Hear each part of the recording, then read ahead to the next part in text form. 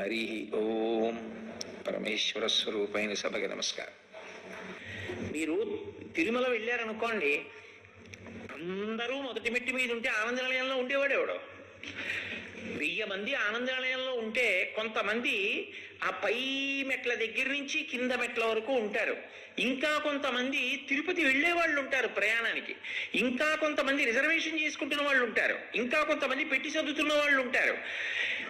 రకరకాల వాళ్ళు ఉంటారు. వీళ్ళందరూ ఆఖరికి వెళ్ళేది ఎక్కడికి? ఆనంద నిలయంలోకే పెడతారు. కానీ ఒక్కొక్కడు ఒక్కొక్క చోట ఉన్నాడు.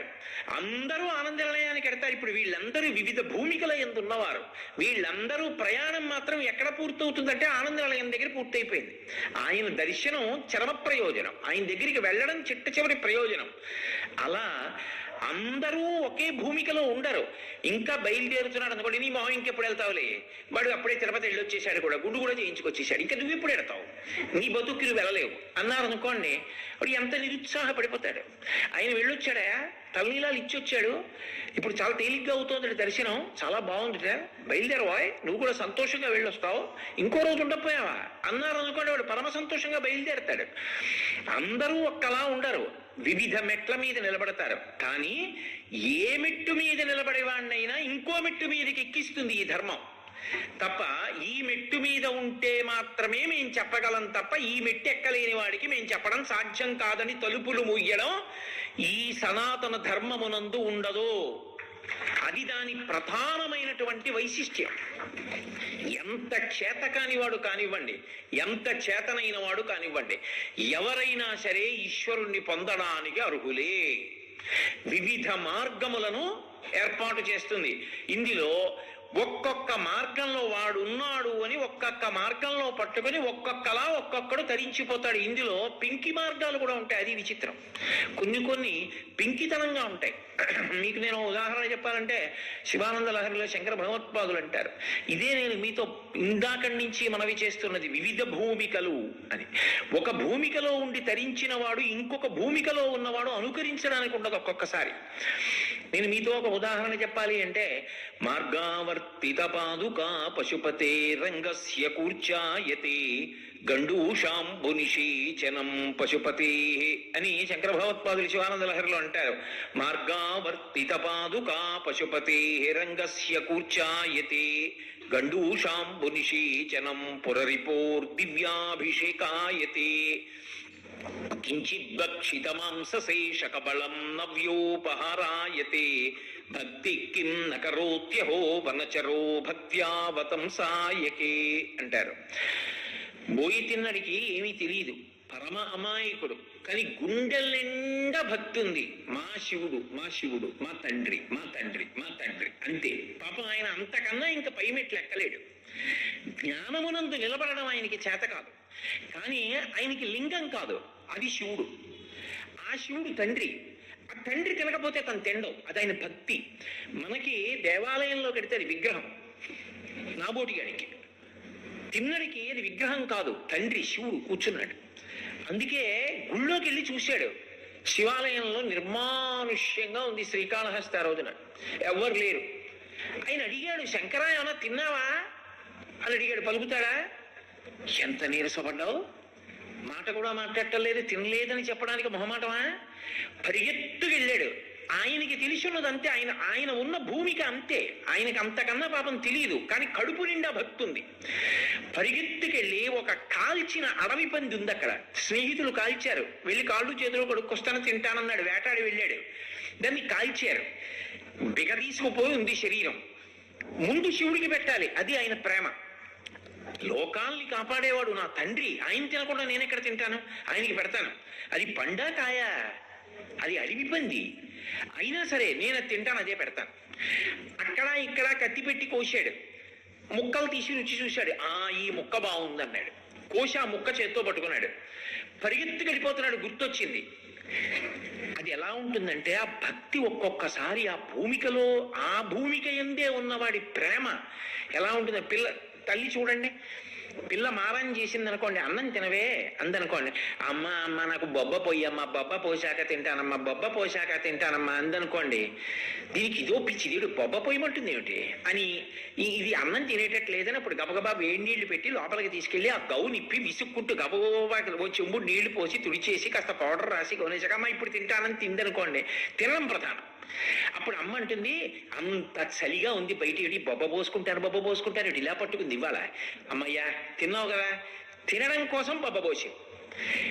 ఎందుకంత విసుక్కుంటూ పెట్టడం అంటే బిడ్డ తినకపోతే ఉండలేదమ్మ, అది ప్రేమ. ఆ ప్రేమ మనం గమనించాలి. అందుకు తల్లి అంత వెంపర్లాడుతోంది. నీకు బొబ్బా పోయిను తినకపోతే మారి అంత తినేసి పడుకుంటుందా? అది ప్రేమ. తిన్నడంతే ఉండలేడు. ఇదో దిక్కుమాల అలవాటు ఈ శివుడికి. అభిషేకం అంటాడు, చెంబు నీళ్లు వస్తే కానీ తినడం.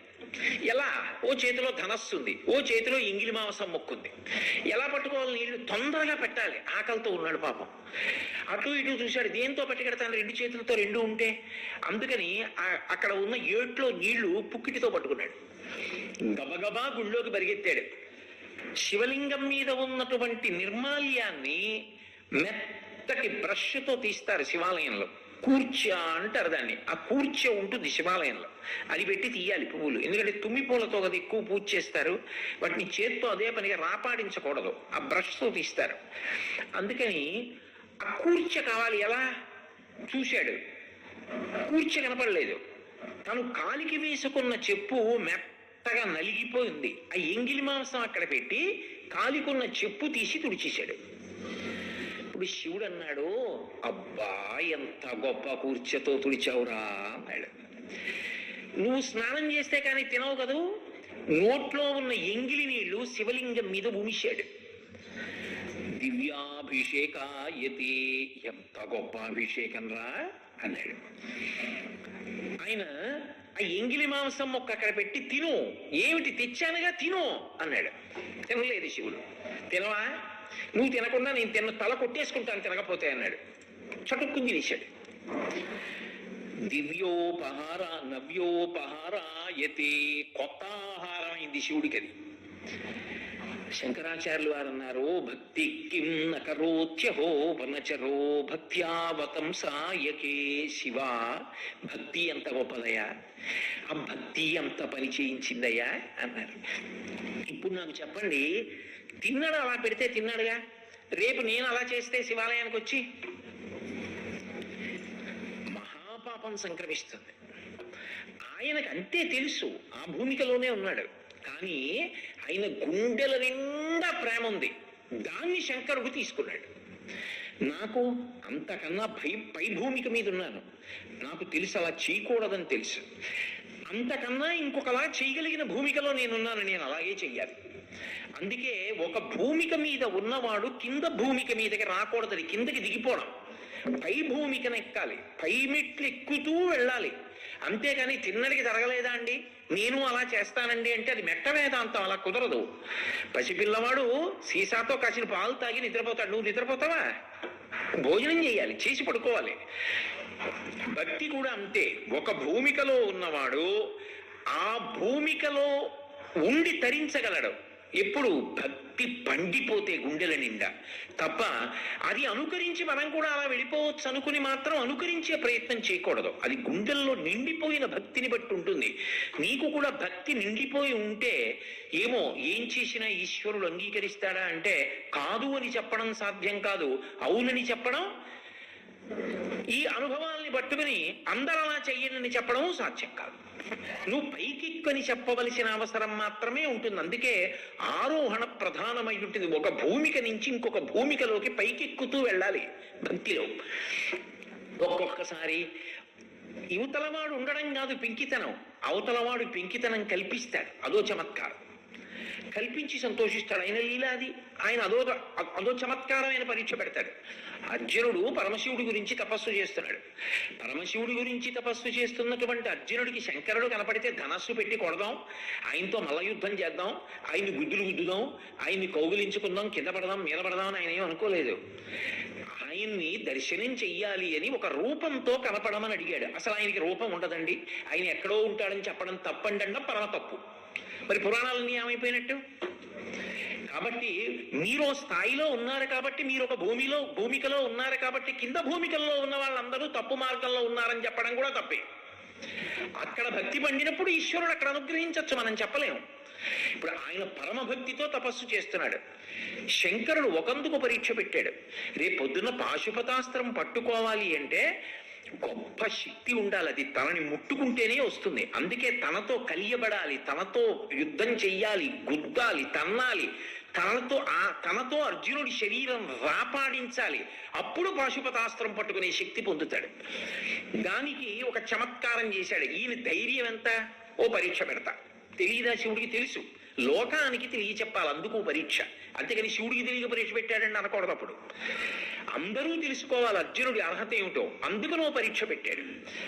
చూడండి, ఆయన మహావిద్వాంసుడండి అన్నారు అనుకోండి, అది లోకానికి తెలియచెప్పడం కోసం. ఏది ఆ శ్లోకం ఏమిటి మర్చిపోయాను అంటారు ఉత్తినే, నిజంగా మర్చిపోయి కాదు. ఆయన వెంటనే ఆ శ్లోకం చెప్పారనుకోండి, అబ్బా నిజమే, ఎంత టక్కలు అందుకున్నాడరా, ఎంత జ్ఞాపకం రా, ఆయనకి ఎంత అధికారం ఉందిరా గ్రంథం మీద అనుకుంటారు. అప్పుడు అది పరీక్ష పెట్టడం ఎందుకు అంటే ఆయనకి రాదేమోనని పరీక్షించడానికి కాదు, ఆయన అంత గొప్పవాడని లోకానికి చెప్పడానికో పరీక్ష. అది అర్జునుడికి పెట్టిన పరీక్ష. అందుకని ఆయన ఒక బోయవాడి రూపంలో వచ్చాడు, కిరాతుడిగా వచ్చాడు. అర్జునుడు శివుడు కిరాతులుగా వచ్చాడని తెలుసుకోలేకపోయాడు. తెలుసుకోలేక ఏదో పంది వచ్చింది, పందిరా ఆయన కొట్టాడు, ఈయన కొట్టాడు, అటు ఇటు బాణాలు తగిలాయి, నేను కొట్టానని ఈయన అన్నాడు, ఆయన కొట్టానని ఆయన అన్నాడు, ఇద్దరి మధ్య యుద్ధం జరిగింది. అది ఎక్కడ వరకు ఈ పెంకితనం అంటే, నేను కొట్టింది నేనే కొట్టానని ఒప్పుకోడే. కాబట్టి ఎవరు గొప్ప అంటే ఇద్దరు యుద్ధం మొదలెట్టారు. అనుకోకుండా మాట పెరిగిపోయి బాణాలు వేసుకోవడానికి వెళ్ళింది, ధనస్సు పెట్టి కొట్టుకోవడానికి వెళ్ళింది. శంకరుడు కదూ, ఈయన ఎంత ఉద్రేకానికి వెళ్ళిపోయాడంటే ఇన్ని జరుగుతున్నా ఎదురుగుండా ఉన్నవాడు శివుడిని గుర్తుపట్టలేకపోయాడు. ఎందుకని? ఆయనకు అక్షయ బాణ తూణీరం ఉంది అర్జునుడికి, అందులోంచి బాణాలు తీస్తాడు, తరగవు. తీస్తున్నాడు, వేస్తున్నాడు, అకస్మాత్తుగా ఆ తూణీరం మాయమైపోయింది. ఏమిటి అది అలా మాయమైపోదు కదా. ఇలా మాయమైపోయిందంటే అవతలవాడు సామాన్యుడు కాడు, ఏదో ఉందనుకోవాలి. కానీ ఆయన అనుకోలేదు. ఈయన ధనస్సు పెట్టి కొట్టాడు శివుణ్ణి, ధనస్సు మాయమైపోయింది. పోనీ అప్పుడైనా అనుకున్నాడా? అనుకోలేదు. అంటే అంత పెంకితనం కల్పించాడు. ఎందుకని? తనతో మల్ల యుద్ధం చేయాలి కాబట్టి. ఇప్పుడు ఏం చేయాలి? ఇంకో అవకాశం లేదు, కాళ్ళు చేతులతోటే యుద్ధం. వెళ్ళి శంకరుడి మీద పడ్డాడు. ఇద్దరు యుద్ధం చేస్తున్నారు, గుద్దుకుంటున్నారు, తన్నుకుంటున్నారు, కింద పడ్డారు, మీద పడ్డారు, కౌగిలించుకుంటున్నారు, పుడుచుకుంటున్నారు. ఎవరు? శంకరుడు. నిజంగా యుద్ధం చెయ్యలేక ఇంతసేపు అర్జునుడితో యుద్ధం చెయ్యట్లేదు. అర్జునుడి యొక్క శరీరము తన శరీరంతో బాగా రాపాడే వరకు ఆ యుద్ధాన్ని అనుగ్రహించారు. ఏదో చూడండి, మనవడితోటి, ఓ 3 ఏళ్ల మనవడితో తాతగారు ఆడుకుంటాడు. ఏదో ముచ్చట పుడుతుంది, ఓ పెద్ద మంచం మీద వాడు ఏదో పడుకున్నాడు, ఈయన వెళ్ళి వాడి బొజ్జలో బుర్ర పెట్టి ఇలా అంటాడు, ఏదో మూతి పెట్టి చప్పుడు చేస్తాడు. వాడు అక్కడి నుంచి మీద పడతాడు, వాడితో కలిగి పడతాడు, కాసేపు ఆడతాడు. నిజంగా తాతగారు వాడిని కాళ్ళు చేతులు పట్టుకుని కింద పెట్టేసి తొక్కిలేక, కానీ చేయడు. బుద్ధినే వాడితో ఇలా చేతులు పట్టుకుని కాళ్ళు పట్టుకుని వాడు నొక్కేసినట్టు అమ్మా అంటున్నట్టు ఏదో చేస్తాడు. అలా చేశాడు శివుడు కూడా. అదో తమాషా, ఆయనకి అదో సరదా పుట్టింది, చేశాడు. ఆఖరికి ఎంతసేపు చేస్తాడు ఆయన మాత్రం? నన్ను శివుడిగా చూస్తే తప్ప అర్థం చేసుకోలేడు. అలా చూపించేస్తే సరే, ఆయన సంతోషం తీరిపోతుంది. కాబట్టి టక్కన ఎలా ఏ రూపంగా చూస్తే శివుడు అనుకుంటున్నాడో, ఆయన భావన ఉందో అలా కనబడ్డాడు. కాబట్టి ఓ చంద్రరేఖ, ఓ పెద్ద జటాజూటం, దాని మీద ఓ కిరీటం, ఏదో గజ చర్మం, అస్థిమాల అన్నీ వేసుకుని ఎదురుకుండా నిలబడ్డాడు. ఇప్పుడు కిరాతుడు అన్నవాడు, నువ్వు శివుడి రూపం చెందేవిటో, మాయం లేదు, నువ్వు శివుడవి. ఇంత యుద్ధం చేస్తున్నవాడు ఆగిపోయాడు. ఆగిపోయి, అబ్బా ఈయనతోట ఇంతసేపు యుద్ధం చేశా, ఈయనగా ముట్టుకున్నా, ఈయనగా గుద్దాను, ఈయన్ని ధనస్సు పెట్టి కొట్టానా, ఈయనతో కలిగిపడ్డానా, ఆనందం ఆగలేదు, ముప్పిడి కొని పొంగిపోయింది. పొంగిపోతే ఏదో 4 మాటల కింద రాదు, పెద్ద దండకం అయిపోయింది భారతంలో. శ్రీకంఠలోకేశ లోకోద్భవస్థాన సంహారహారి మురారి ప్రియా చంద్రధారి మహేంద్రాది బృందారకులు నిన్ను సేవింప అంటూ పెద్ద దండకం చదివాడు. చదివి చిట్ట చివర నమస్కారం చేశాడు. చదివి, శంకరా నీకన్నా నాకు దిక్కెవరు, నువ్వు తప్ప నాకు దిక్కు లేరని ఆయన పాదాల మీద పడిపోయి నమస్కారం చేశాడు. ఇప్పుడు శంకరుడు ఎంతో సంతోషపడిపోయాడు. సంతోషపడిపోయి, నువ్వు ఇంత యుద్ధం చేసింది నా దగ్గర ఈ పాశుపతాస్త్రం తీసుకోవడానికి కదా, ఇదిగో నీకు పాశుపతాస్త్రం ఇస్తున్నానన్నాడు. ఇప్పటి వరకు శంకరుడి గుణాలు తెలియవా అంటే తెలుసు, కానీ ఎదురుగుండా కిరాతుడుగా వస్తే మాత్రం గుర్తుపట్టలేకపోయాడు. బుద్ధి అలా భ్రంశం అయిపోయింది. శివుడిగా నిలబడేటప్పటికీ ఆనందం ముప్పిరి కొని ఎన్ని గుణాలు చెప్పేశాడో. శ్రీకంఠ లోకేశ లోకోద్భవస్థాన సంహార హారి మురారి ప్రియా చంద్రధారి మహేంద్రాది బృందారకానంద సందోహ సంధాయి పుణ్యస్వరూప విరూపాక్ష దక్షాధ్వరధ్వంసకాదేవ నీతైన తత్వంబు భావించి బుద్ధి ప్రధానంబు కర్మంబు విజ్ఞానం అధ్యాత్మ యోగంబు సర్వక్రియాకారణం వంచు నానా ప్రకారంబులన్ బుద్ధిమంతులు విచారించుతో నిన్ను భావింతురీశాన సర్వేశ్వర సర్వ సర్వజ్ఞ సర్వాత్మక నిర్వికార ప్రభావ భవానీపతి నీవు లోకత్రయీవర్తనంబుల్ మహావాజు కాతాగ్ని సోమార్కతోయంబులంజీసి సంసార చక్రిక్రియాయంత్ర బాహుండ వైతాది దేవాదిదేవా మహాదేవ నిత్యంబు నత్యంత యోగస్థితి నిర్మల జ్ఞాన దీప ప్రభాజ్వాల విధ్వస్త నిస్సార సంసార మాయాంధకారుల్జిత క్రోధ రాగాది దోషుల్ యతీంద్రుల్ యతాత్ముల్ భవత్పాద పంకేరు హద్యాన డిండీర ధారానుభూతించదా తృప్తులైరవ్యయ భవ్య సేవ్యా భవ భర్గ భట్టారక భార్గవాగత్సకుత్సాది నానాముని స్తోత్ర దత్తావధానాలలాటే క్షణోగ్రగ్వి భస్మీకృతానంగ భస్మానులిప్తంగ గంగాధర నీ ప్రసాదంబులన్ సర్వగీర్వాణ గంధర్వులున్ సిద్ధ సాధ్యోరగేంద్ర మహేంద్రాదులున్ శాశ్వతైశ్వర్య సంప్రాప్తులైరీశ్వర విశ్వకర్త సురభ్యర్చిత నాకు అభ్యర్థితంబుల్ ప్రసాదింపు కారుణ్యమూర్తి త్రిలోకైకనాథ మహాదేవదేవ నమస్తే నమస్తే నమః అన్నాడు. ఇన్ని గుణాలు శంకరుడివి పరమ సంతోషంతో ఒక్కసారి వ్యక్తపరిచి దండకం చేశాడు. పరమానందం పొంది పరమేశ్వరుడు పాశుపతాస్త్రాన్ని ఇచ్చాడు. ఇప్పుడు ఆయనకు ఒక రూపం ఉండదండి అని మీరు చెప్పగలరా? ఆయన ప్రీతి పొందాడు అనుకోండి, అప్రాకృత శరీరం తం అతిమన్మథ రూపిణం ఘృతరీతి ఘనీభూతం సచ్చిదానంద విగ్రహం. పాత్ర నిండా ఉన్నది ఇలా పోస్తే కింద పడుతుంది, పేరుకుపోయి గడ్డ అయిపోతుంది. మీరు తీసుకెళ్లి పొడుగ్గా ఉన్న దాంట్లో పోస్తే పొడుగ్గా అయిపోతుంది, కుందిలో ఉన్న దాంట్లో పోస్తే కుందిలే అయిపోతుంది. మీరు ఎలా చూడాలనుకుంటే అలా ఎదురుగుండా కనపడతాడు. అర్జునుడు అలా చూడాలనుకున్నాడు, అలా కనపడ్డాడు. కాబట్టి ఆయన ఒక రూపాన్ని పొందగలడు, ఆయన ఒక రూపాన్ని పొందకుండా అంతటా నిలబడగలడు. ఇందులో అష్టమూర్తి తత్వము అని పరమేశ్వరుడు 8 మూర్తులుగా ఉంటాడు. ఈ 8 మూర్తులుగా ఉండేటటువంటి లక్షణం అందరికీ కూడా భగవంతుని యందు చేరడానికి, భగవంతుడి గురించి తెలుసుకోవడానికి, యథార్థానికి భక్తి మార్గంలో నడిచేటప్పుడు ఉపాసన అని నేను అన్నాను కదా, దగ్గరగా జరుగుట అని, బాగా దగ్గరగా జరిగిపోవడానికి దీనికన్నా సులభమైనటువంటి సాధనము ఇక లేదు. ఎందుచేత నేను ఈ మాట అంటున్నానంటే, ఒకటి బాహ్యంలో మార్గం సాధారణంగా ఏది అంటే పూజా మందిరము, దేవాలయం. అదిగోనండి పరమేశ్వరుడు ఇంట్లో పూజా మందిరంలో. గుడికొస్తే అడిగోనండి పరమేశ్వరుడు. ఇంకొక మార్గం, ఇక్కడ ఉన్నాడు నీవార సూకవత్తన్వి పీతాభాస్వత్యనూపమ, ఇక్కడే ఉన్నాడు వెలుగుతున్నాడు. ఇవి రెండూ కాకుండా ఇంకెక్కడున్నాడు అన్నారనుకోండి, ఎప్పుడూ ఆయన కన్నా నేను కొంత దూరంలో ఉన్నాను అన్న భావన మిగిలిపోయే అవకాశం ఉంటుంది ఉపాసనలో. మీరు ఎంతసేపు పూజా మందిరంలో కూర్చుంటారు? అరగంట కూర్చుంటారు, గంట కూర్చుంటారు, గంటన్నర కూర్చుంటారు. కానీ అన్ని వేళలా, అన్ని కాలముల యందు, అన్ని దేశముల యందు భగవంతుడికి దగ్గరగా ఉన్నానన్న భావనలో నిలబడడం అంత తేలిక కుదరదు. పైగా అన్నిటికన్నా శాంతికి కారకం ఎక్కడ ఉంటుంది? అదొకటి నేనొకటి కాదు, రెండు ఒక్కటే అన్న చోట శాంతి ఉంటుంది. చూడండి, నాకు ఆకలిస్తోంది అనుకోండి, ఆకలేసిన వాడు అమ్మ అన్నం పెట్టు అంటే నా దగ్గర ఉన్నది పెట్టాలని ఎప్పుడు అనిపిస్తుంది? ఇందులో ఉన్న ప్రాణానికి, అందులో ఉన్న ప్రాణానికి, ఇందులో ఆకలికి, అందులో ఆకలికి ఏమిటి భేదం అనిపించిన నాడు పెట్టాలనిపిస్తుంది కదూ, అహంకారం లేకుండా. ఈ దగ్గరగా భగవంతుడికి జరిగి భగవంతుడి యందు కలియడంలో అష్టమూర్తి తత్వానికి విశేషమైన ప్రాధాన్యం ఉంది. అందుకే శంకరాచార్యుల వారు ఆత్మస్వరూపం అవగతంలోకి రావడానికి, జ్ఞానమునందు నిలబడడానికి దక్షిణామూర్తి స్తోత్రం ఇచ్చారు. శంకరాచార్యుల వారి జీవితం మొత్తం మీద ఒక స్తోత్రాన్ని రచన చేసేటప్పుడు చాలా పరిశీలించి చేసిన స్తోత్రంగా చెప్తారు దక్షిణామూర్తి స్తోత్రాన్ని. అందులో వారు మొట్టమొదటి శ్లోకాలన్నీ కూడా జ్ఞానాన్ని ఆవిష్కరిస్తూ వచ్చారు. అన్ని భేదాలు పక్కన పెట్టేసి ఎక్కడో లేదు బ్రహ్మము అంతటా పరివ్యాప్తము అని సిద్ధాంతీకరిస్తూ వచ్చారు, అవస్థల్ని అన్నిటినీ దాటిస్తూ. కానీ ఆ స్థాయి అందుకోలేకపోయారు అనుకోండి. విశ్వందర్పణ దృశ్యమాన నగరీ తుల్యం నిజాంతర్గతం అన్నారు. కానీ అది ప్రవచనం చేస్తున్నంతసేపు నమ్మబుద్ధి వేస్తుంది, కానీ బయటికి వెళ్ళగానే మళ్ళీ అనుమానం వస్తుంది. కొండ అద్దంలో ఉన్నట్టు నిజమునకు విశ్వము నీ యందే ఉన్నది. అదేమిటంటే బయట ఉంది కదా అనిపిస్తుంది మళ్ళీ, కానీ అది వ్యాఖ్యానం వింటున్నంతసేపు నిజం అనిపిస్తుంది. అంటే అందుకోలేకపోతున్నాడు.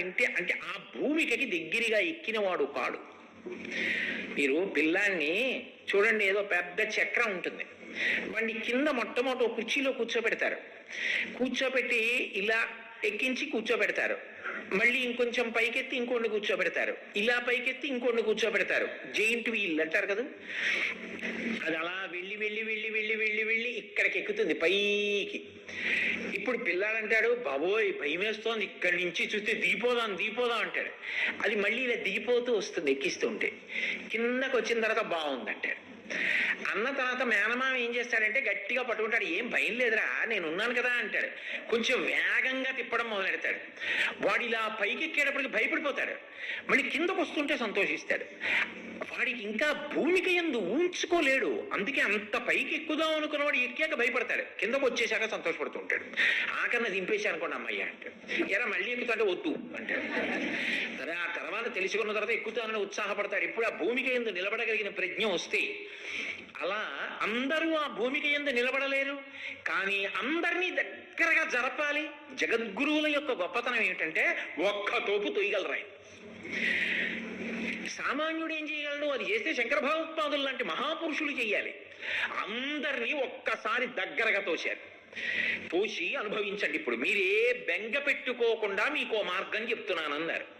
భౌరంభాంశ నలో నిలోంబరమహార్నాథో హిమాంసు పుమాన్ విద్యాభాతి చరాచరాత్మకమిదం యస్యైవ మూర్త్యష్టకం నాన్యత్కించన విద్యతే విమృశతాం యస్మాత్ పరస్మాత్ విభో తస్మై శ్రీ గురుమూర్తయే నమగిదం శ్రీదక్షిణామూర్తయే అన్నారు.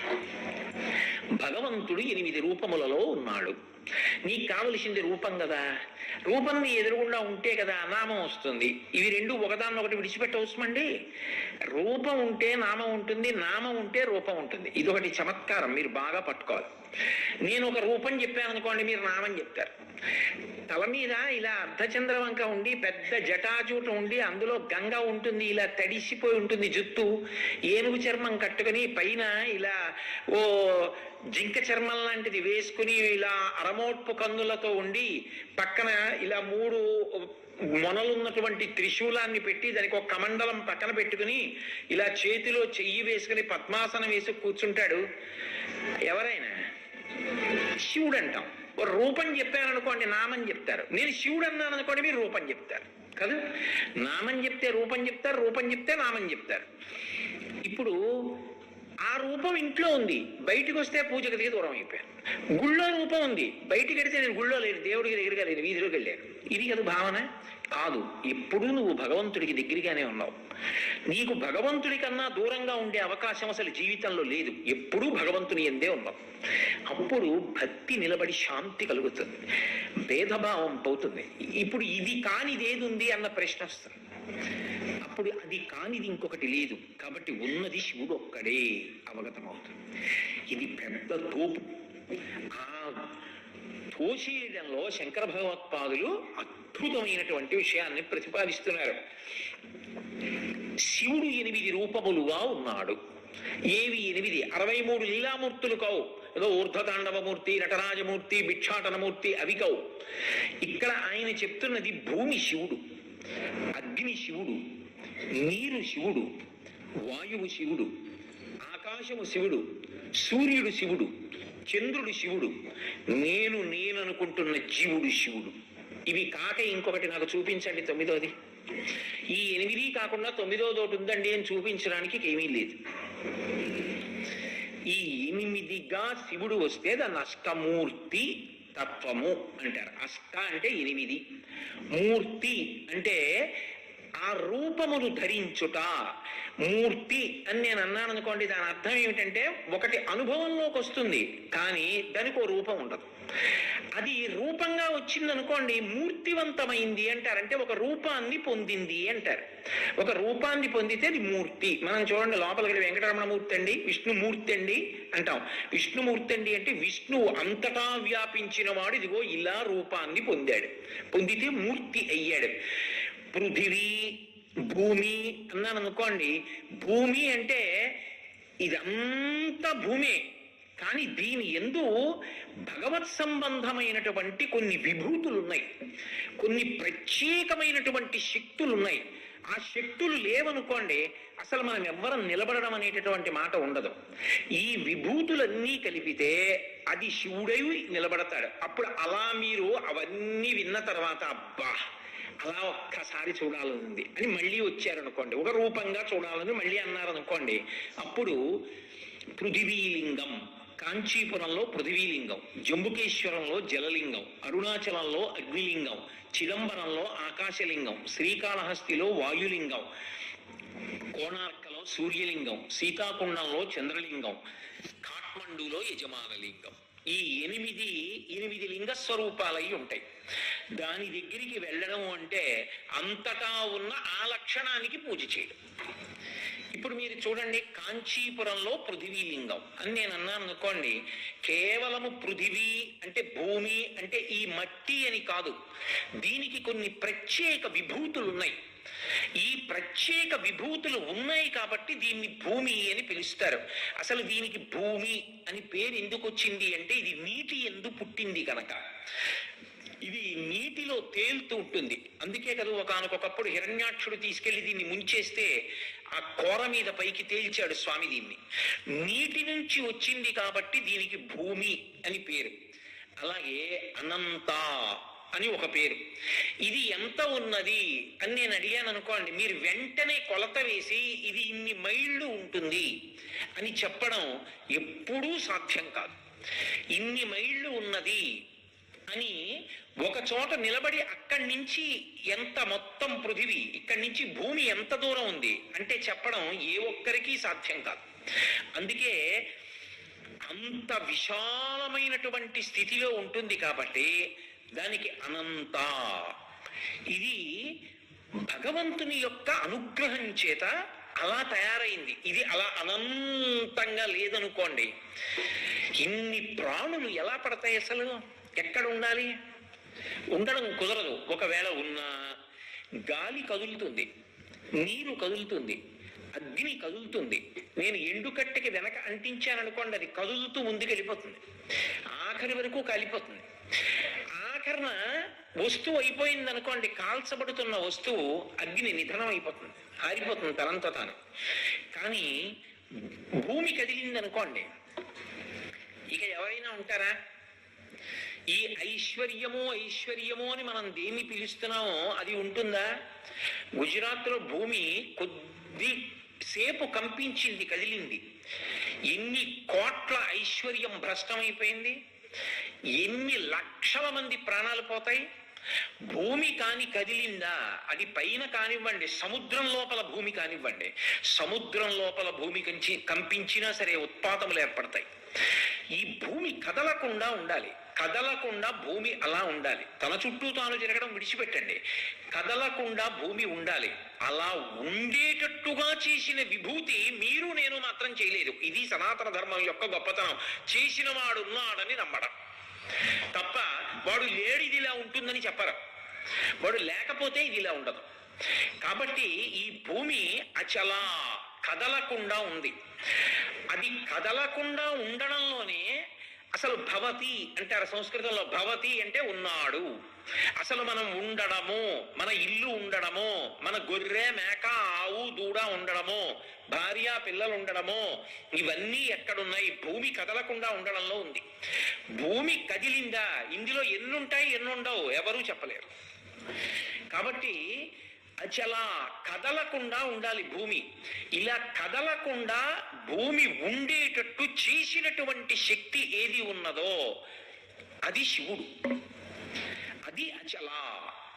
అంతేకాదు విశ్వంభర అంటారు భూమిని. విశ్వంభర అంటే ఈ విశ్వాన్నంతటినీ కూడా భరిస్తుంది. నేను 7 అంతస్తుల మేడ కట్టాననుకోండి, దానికి పునాదిని ఎవరు భరించాలి? ఇంత పెద్ద భవంతి ఎలా నిలబడిందండి అని అడిగితే అంత పెద్ద పునాది కింద ఉందండి అంటాడు. కింద ఎందులో ఉంది? భూమిలో ఉంది. ఈ పునాదిని భరించింది, పునాది మీద భవంతిని భరించింది.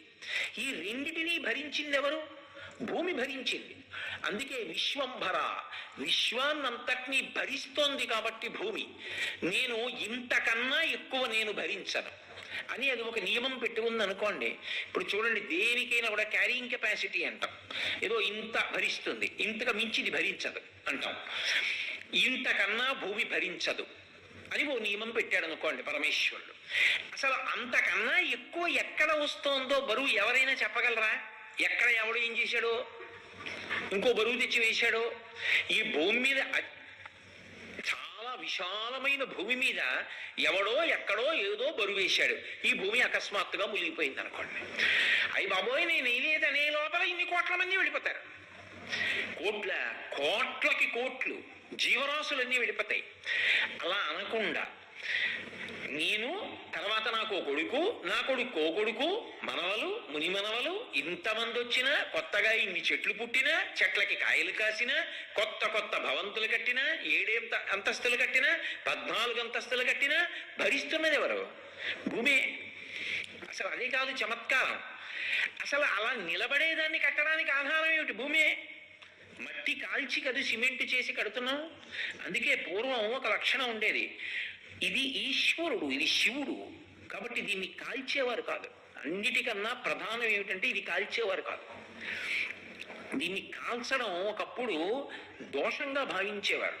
అందుకే కామకోటి పీఠాధిపత్యం వహించిన మహాపురుషులు చంద్రశేఖరేంద్ర సరస్వతి స్వామి వారు ఎక్కడికి వెళ్ళినా కూడా పందిరి వేసిన చోట పాకలో ఉండేవారు అంతే. అందుకే పూర్వం పచ్చి మట్టితోటి మెత్తి ఆ ఇంట్లో కాపర ఉండేవారు తప్ప మట్టి కాల్చి ఉండేవారు కాదు. ఇప్పుడు అది సాధ్యం అవుతుందా అన్న దాని మీద నేను చర్చించట్లేదు. ఈ జాతి మట్టిని ఎంత గౌరవించింది అన్నదానికి నేను చెప్తున్నాను. అందుకే ఆఖరికి ఏదో శుభకార్యం చేస్తున్నాడు అనుకోండి, ఎన్ మృత్తికా ధననే పాపం అంటాడు. ఈ మట్టిని నేను కొట్టిన పాపం నాకు పోవాలి, నేను నడుస్తున్నప్పుడు తన్నాను ఆ పాపం పోవాలి, అప్పుడప్పుడు తవ్వాను ఇల్లు కట్టుకోవడానికి ఆ పాపం పోవాలి, నాగలి పెట్టి దున్నాను ఆ పాపం పోవాలి, ఆ పాపం పోవాలని మట్టి తీసుకొచ్చి పాలికల్లో వేసి మిదిపితే కరిగిపోయినట్టుగా గుండలా అయిపోతుంది కాబట్టి మృత్తిక అని పేరు భూమికి. అందులో మళ్ళీ ఆవు పాలు పోసి ఓషధులు వేసి మంత్రముల చేత అవి మొలకలెత్తేటట్టుగా చేస్తారు. ఆ పాలికలు సువాసనలకి ప్రదానం చేస్తారు. కాబట్టి మట్టిని అంత గౌరవించడం, దాన్ని శివతత్వంగా భావించడం, పరమశివుడిగా పూజించడం ఈ జాతి లక్షణం. అందుకే ఇక్కడ పృథివీ ఎప్పుడూ ఎవరిని బాధ పెట్టలేదు. భూకంపాలు అవి రాకుండా ఉండడానికి కారణం ఏంటంటే ఇది శివతత్వంగా, శివుడిగా భావించి పూజించడం మనకు అలవాటు. కాబట్టి విశ్వంభర, ఈ సమస్త ప్రాణులను భరించగలిగినటువంటి శక్తికి భూమి యందున్నది. ఆ శక్తిని శివుడిగా భావించి పూజ చేస్తారు. ఇప్పుడు శివుడు ఎక్కడ ఉన్నాడు? ఇక్కడే ఉన్నాడు. అలాగే మీరు చూడండి, భూమికి వసుంధర అని స్త్రీవాచకంగా ఒక పేరు, భూదేవిగా. వసుంధర అంటే సమస్త ఐశ్వర్యము నిజానికి ఎక్కడుంటుంది అంటే దీని కడుపులోనే ఉంది. అందుకే మహదైశ్వర్యం అంతా ఎవరిది అంటే శివుడిది అంటారు. కారణం ఏమిటంటే సమస్త ఐశ్వర్యము ఇందులో ఉంది. నేను కారు కొనుక్కోవాలి, ఆ కారు తయారు చేసే ఇనుము ఎక్కడి నుంచి రావాలి? ఇందులోంచి రావాలి. కారు నడవడానికి పెట్రోల్ ఎక్కడి నుంచి రావాలి? ఇందులోంచి రావాలి. నేను ఇల్లు కట్టుకుంటే దానికి కిటికీ పెట్టుకోవాలంటే కలప ఎక్కడి నుంచి రావాలి? ఇందులోంచి వచ్చిన చెట్టులోంచి రావాలి. నేను వేడి నీళ్లు కాచుకోవాలంటే బొగ్గు ఎక్కడి నుంచి రావాలి? ఇందులోంచి రావాలి. ఓ మ్యాంగనీస్ రావాలంటే, ఓ అబ్రకం రావాలంటే, చివరికి బంగారం రావాలంటే, వెండి రావాలంటే ఇందులోంచి, గనుల్లోంచి రావాలి. ఎంత వాడావు, ఎంత ఉంది, ఎన్నాళ్ళకి సరిపోతుంది చెప్పేవాడు ఉన్నాడా? ఇప్పటిదాకా ఎంత వాడారు ప్రపంచంలో పెట్రోల్ ఎవరన్నా చెప్పగలిగిన వాడు ఉన్నాడా? చెప్పగలిగిన గణాంకవేత్త ఉన్నాడా? ఇంకా ఎంతమంది పుడతారు? ఎంతకాలం ఇలా పుట్టే అవకాశం ఉంటుంది? వాళ్ళు ఎంతకాలం ఎంత పెట్రోల్ వాడే అవకాశం ఉంది? ఇంకెంత ఉంది? మిగిలేదంతా ఎంతకాలం ఉంటుంది? ఎవరైనా లెక్క కట్టేవాడు ఉంటాడా? కానీ అయిపోయింది నా దగ్గర ఎప్పుడైనా అందా? వస్తూనే ఉంది. ఊట బావి కింద ఒక బావిలో తప్పితే ఇంకో బావి సముద్ర గర్భం దగ్గర నుంచి ఎన్నో చోట్ల నుంచి ఇస్తూనే ఉంది. వాడుకుంటూనే ఉన్నాం, సుఖపడుతూనే ఉన్నాం. వసుంధర సమస్త ఐశ్వర్యం ఎక్కడుంది? ఇప్పుడు కడుపులో ఉంది, భూమి కడుపులో. ఇంత ఐశ్వర్యం ఆయన కడుపులో పెట్టుకుని అడిగిన వాడికల్లా ఇలా చేత్తో తీసి ఇస్తూ ఇవ్వకపోతే ఈ సుఖం ఎక్కడిది మనకి? అంతవరకు ఎందుకంటే ఆవిడ కదిలితే సభ ఎక్కడిది? ఆయన అనుగ్రహం కది సభ, ఆయన అనుగ్రహం కదూ ఈ కొయ్య వేది, ఆయన అనుగ్రహం కదూ ఈ పదార్థం, ఆయన అనుగ్రహం కదూ నేను తిన్నా అన్నం. కాబట్టి ఇప్పుడు సమస్తమైన ఐశ్వర్యము ఆయన ఎందుంది? ఆయనే ఇస్తున్నాడు. ఎంత ఐశ్వర్యం ఆయన దగ్గర ఉంది, ఎంత ఇంతకు ముందు ఎవరికి ఇచ్చాడు, ఇంకా ఎంతమందికి ఇస్తాడు, అయిపోతుందన్న మాట ఎప్పటికి వస్తుంది?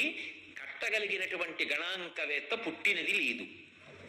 ఆయన ఐశ్వర్యం అటువంటిది.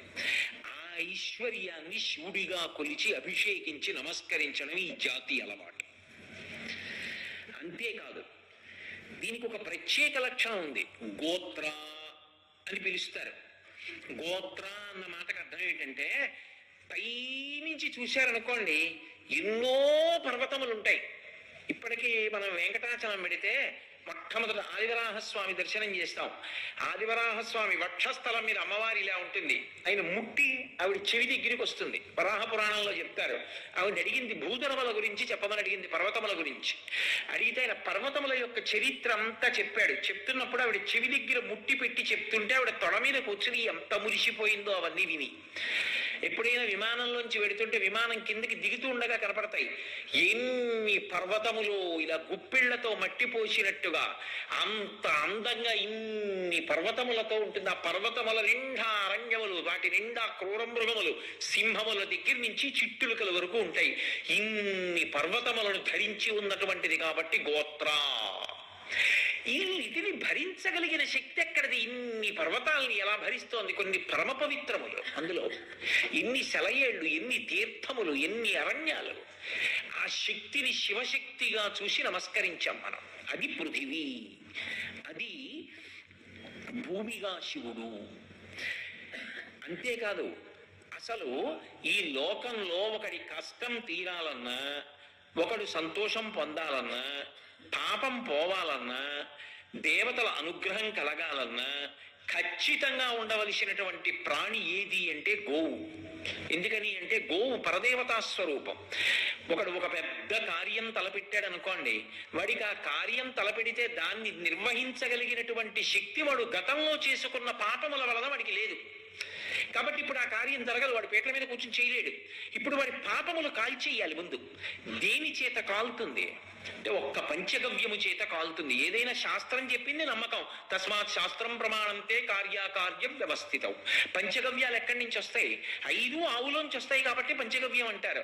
ఆవు పాలు తోడి పెట్టేటప్పుడు వచ్చినటువంటి పెరుగు, ఆ పెరుగుని మజ్జిగ చేసి చిలికి తీసిన వెన్న కాస్తే వచ్చినటువంటి నెయ్యి, ఆవు యొక్క మూత్రము, ఆవు యొక్క మలము, ఈ 5టిని కలిపి రంగరించి ప్రాసన చేస్తారు. నాలిక మీద వేసి తినిపిస్తారు. ఆ పంచగవ్య ప్రాసన చేత అది ఇంధనాన్ని అగ్ని కాల్చినట్టు లోపల ఉన్న పాపాలని పంచగవ్యములు కాలుస్తాయని. అంటే దాని ఉద్దేశం పాపాలు చేసేస్తూ ఉండడం, పంచగవ్యం తీసుకుంటూ ఉండడం అని అనుకోకూడదు. అంత అమాయకుడు ఈశ్వరుడు కాడు. పొరపాటున ఇన్నాళ్ళు తెలియక చేశాను, ఇప్పుడు బుద్ధి మార్చుకుంటానన్నవాడి పాపములు కాలుతాయని దాన్ని అమ్మయం చేయాలి. అంతేగాని పాపాలు చేస్తూ ఉండడం, పంచగవ్యం ముచ్చుకుంటూ ఉండడం అండి బానే ఉందండి అనకూడదు, అది తప్పు. కాబట్టి ఇప్పుడు పంచగవ్య ప్రాసనం చేశారు, వాడి పాపములు తొలగిపోయి. భూమిని శుద్ధి చెయ్యాలి, ఓ యజ్ఞం చెయ్యాలి. అక్కడ దేవతలు వచ్చి కూర్చుంటారు, హవిస్సు ఇవ్వాలి. ఎలా శుద్ధి చేస్తారు? అక్కడ జంతువులు మలమూత్ర విసర్జన చేసి ఉండవచ్చు. ఎలా అంటే ఆవు మూత్రాన్ని చల్లి గోమయాన్ని అలుకుతారు, భూమి శుద్ధయింది. గోవు లేకుండా ఎలా జరుగుతుంది? ఆవు నెయ్యి లేకుండా ఆజ్యం ఎలా ఇస్తారు? అసలు గోవు లేకుండా భగవత్ సంబంధమైన కార్యము ఏదీ నడవదు. దేవతల అనుగ్రహం లేకుండా కోర్కెలు తీరం. మఖము చేయ వజ్రి మది సంతసించును, వజ్రి సంతసింప వానకొరియు, వానకురిసి గసవు వసుమతిపై పెరగు, గసవు మేసి ధేను గణము బ్రతుకు అంటారు భాగవతంలో. యజ్ఞం చేస్తే దేవతలు సంతోషిస్తారు, హవిస్సు పుచ్చుకొని. దేవతలు సంతోషిస్తే వర్షం కురిపిస్తారు, వర్షం కురిపిస్తే పాడి పంట ఉంటాయి. దీనికి ఆధారం యజ్ఞం, యజ్ఞానికి ఆధారం గోవు. కాబట్టి అటువంటి గోవు తినడానికి పనికొచ్చేది ఏది అంటే పచ్చిక. లేత చిగుళ్లతో కూడుకున్నటువంటి పచ్చికని గోవు తింటుంది. అంతేకాని ఆవు తింటుంది కదా అని మీరు తీసుకొచ్చి పాలు అక్కడ పెడితే అదేం తాగదు. అది గడ్డి తింటుంది. ఆ గడ్డిని ఇచ్చి గోవుల్ని నిలబెట్టేది ఏది? అది ఇంకెవరికి అక్కర్లేదు, గోవు కావాలి. ఆ గోవు తింటుంది, తిని మనకి పాలిస్తుంది. ఆ పాల చేత ఇక్కడ విశేషమైనటువంటి శక్తి పొందుతాం. ఎందుకని?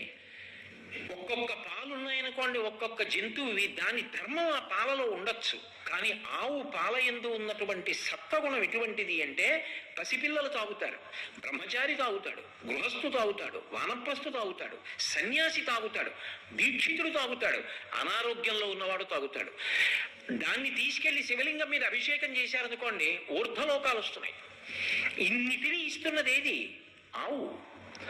అయినప్పుడు ఆ గోవు పరదేవతా స్వరూపం, ఇన్ని శక్తులతో కూడుకుని ఉన్నది. ఆ గోవు బ్రతకడానికి కారణం ఏది? ఎండిపోయిన గడ్డి, పచ్చి గడ్డి. ఈ రెండిటిని ఇస్తున్నది ఎవరు? భూమి.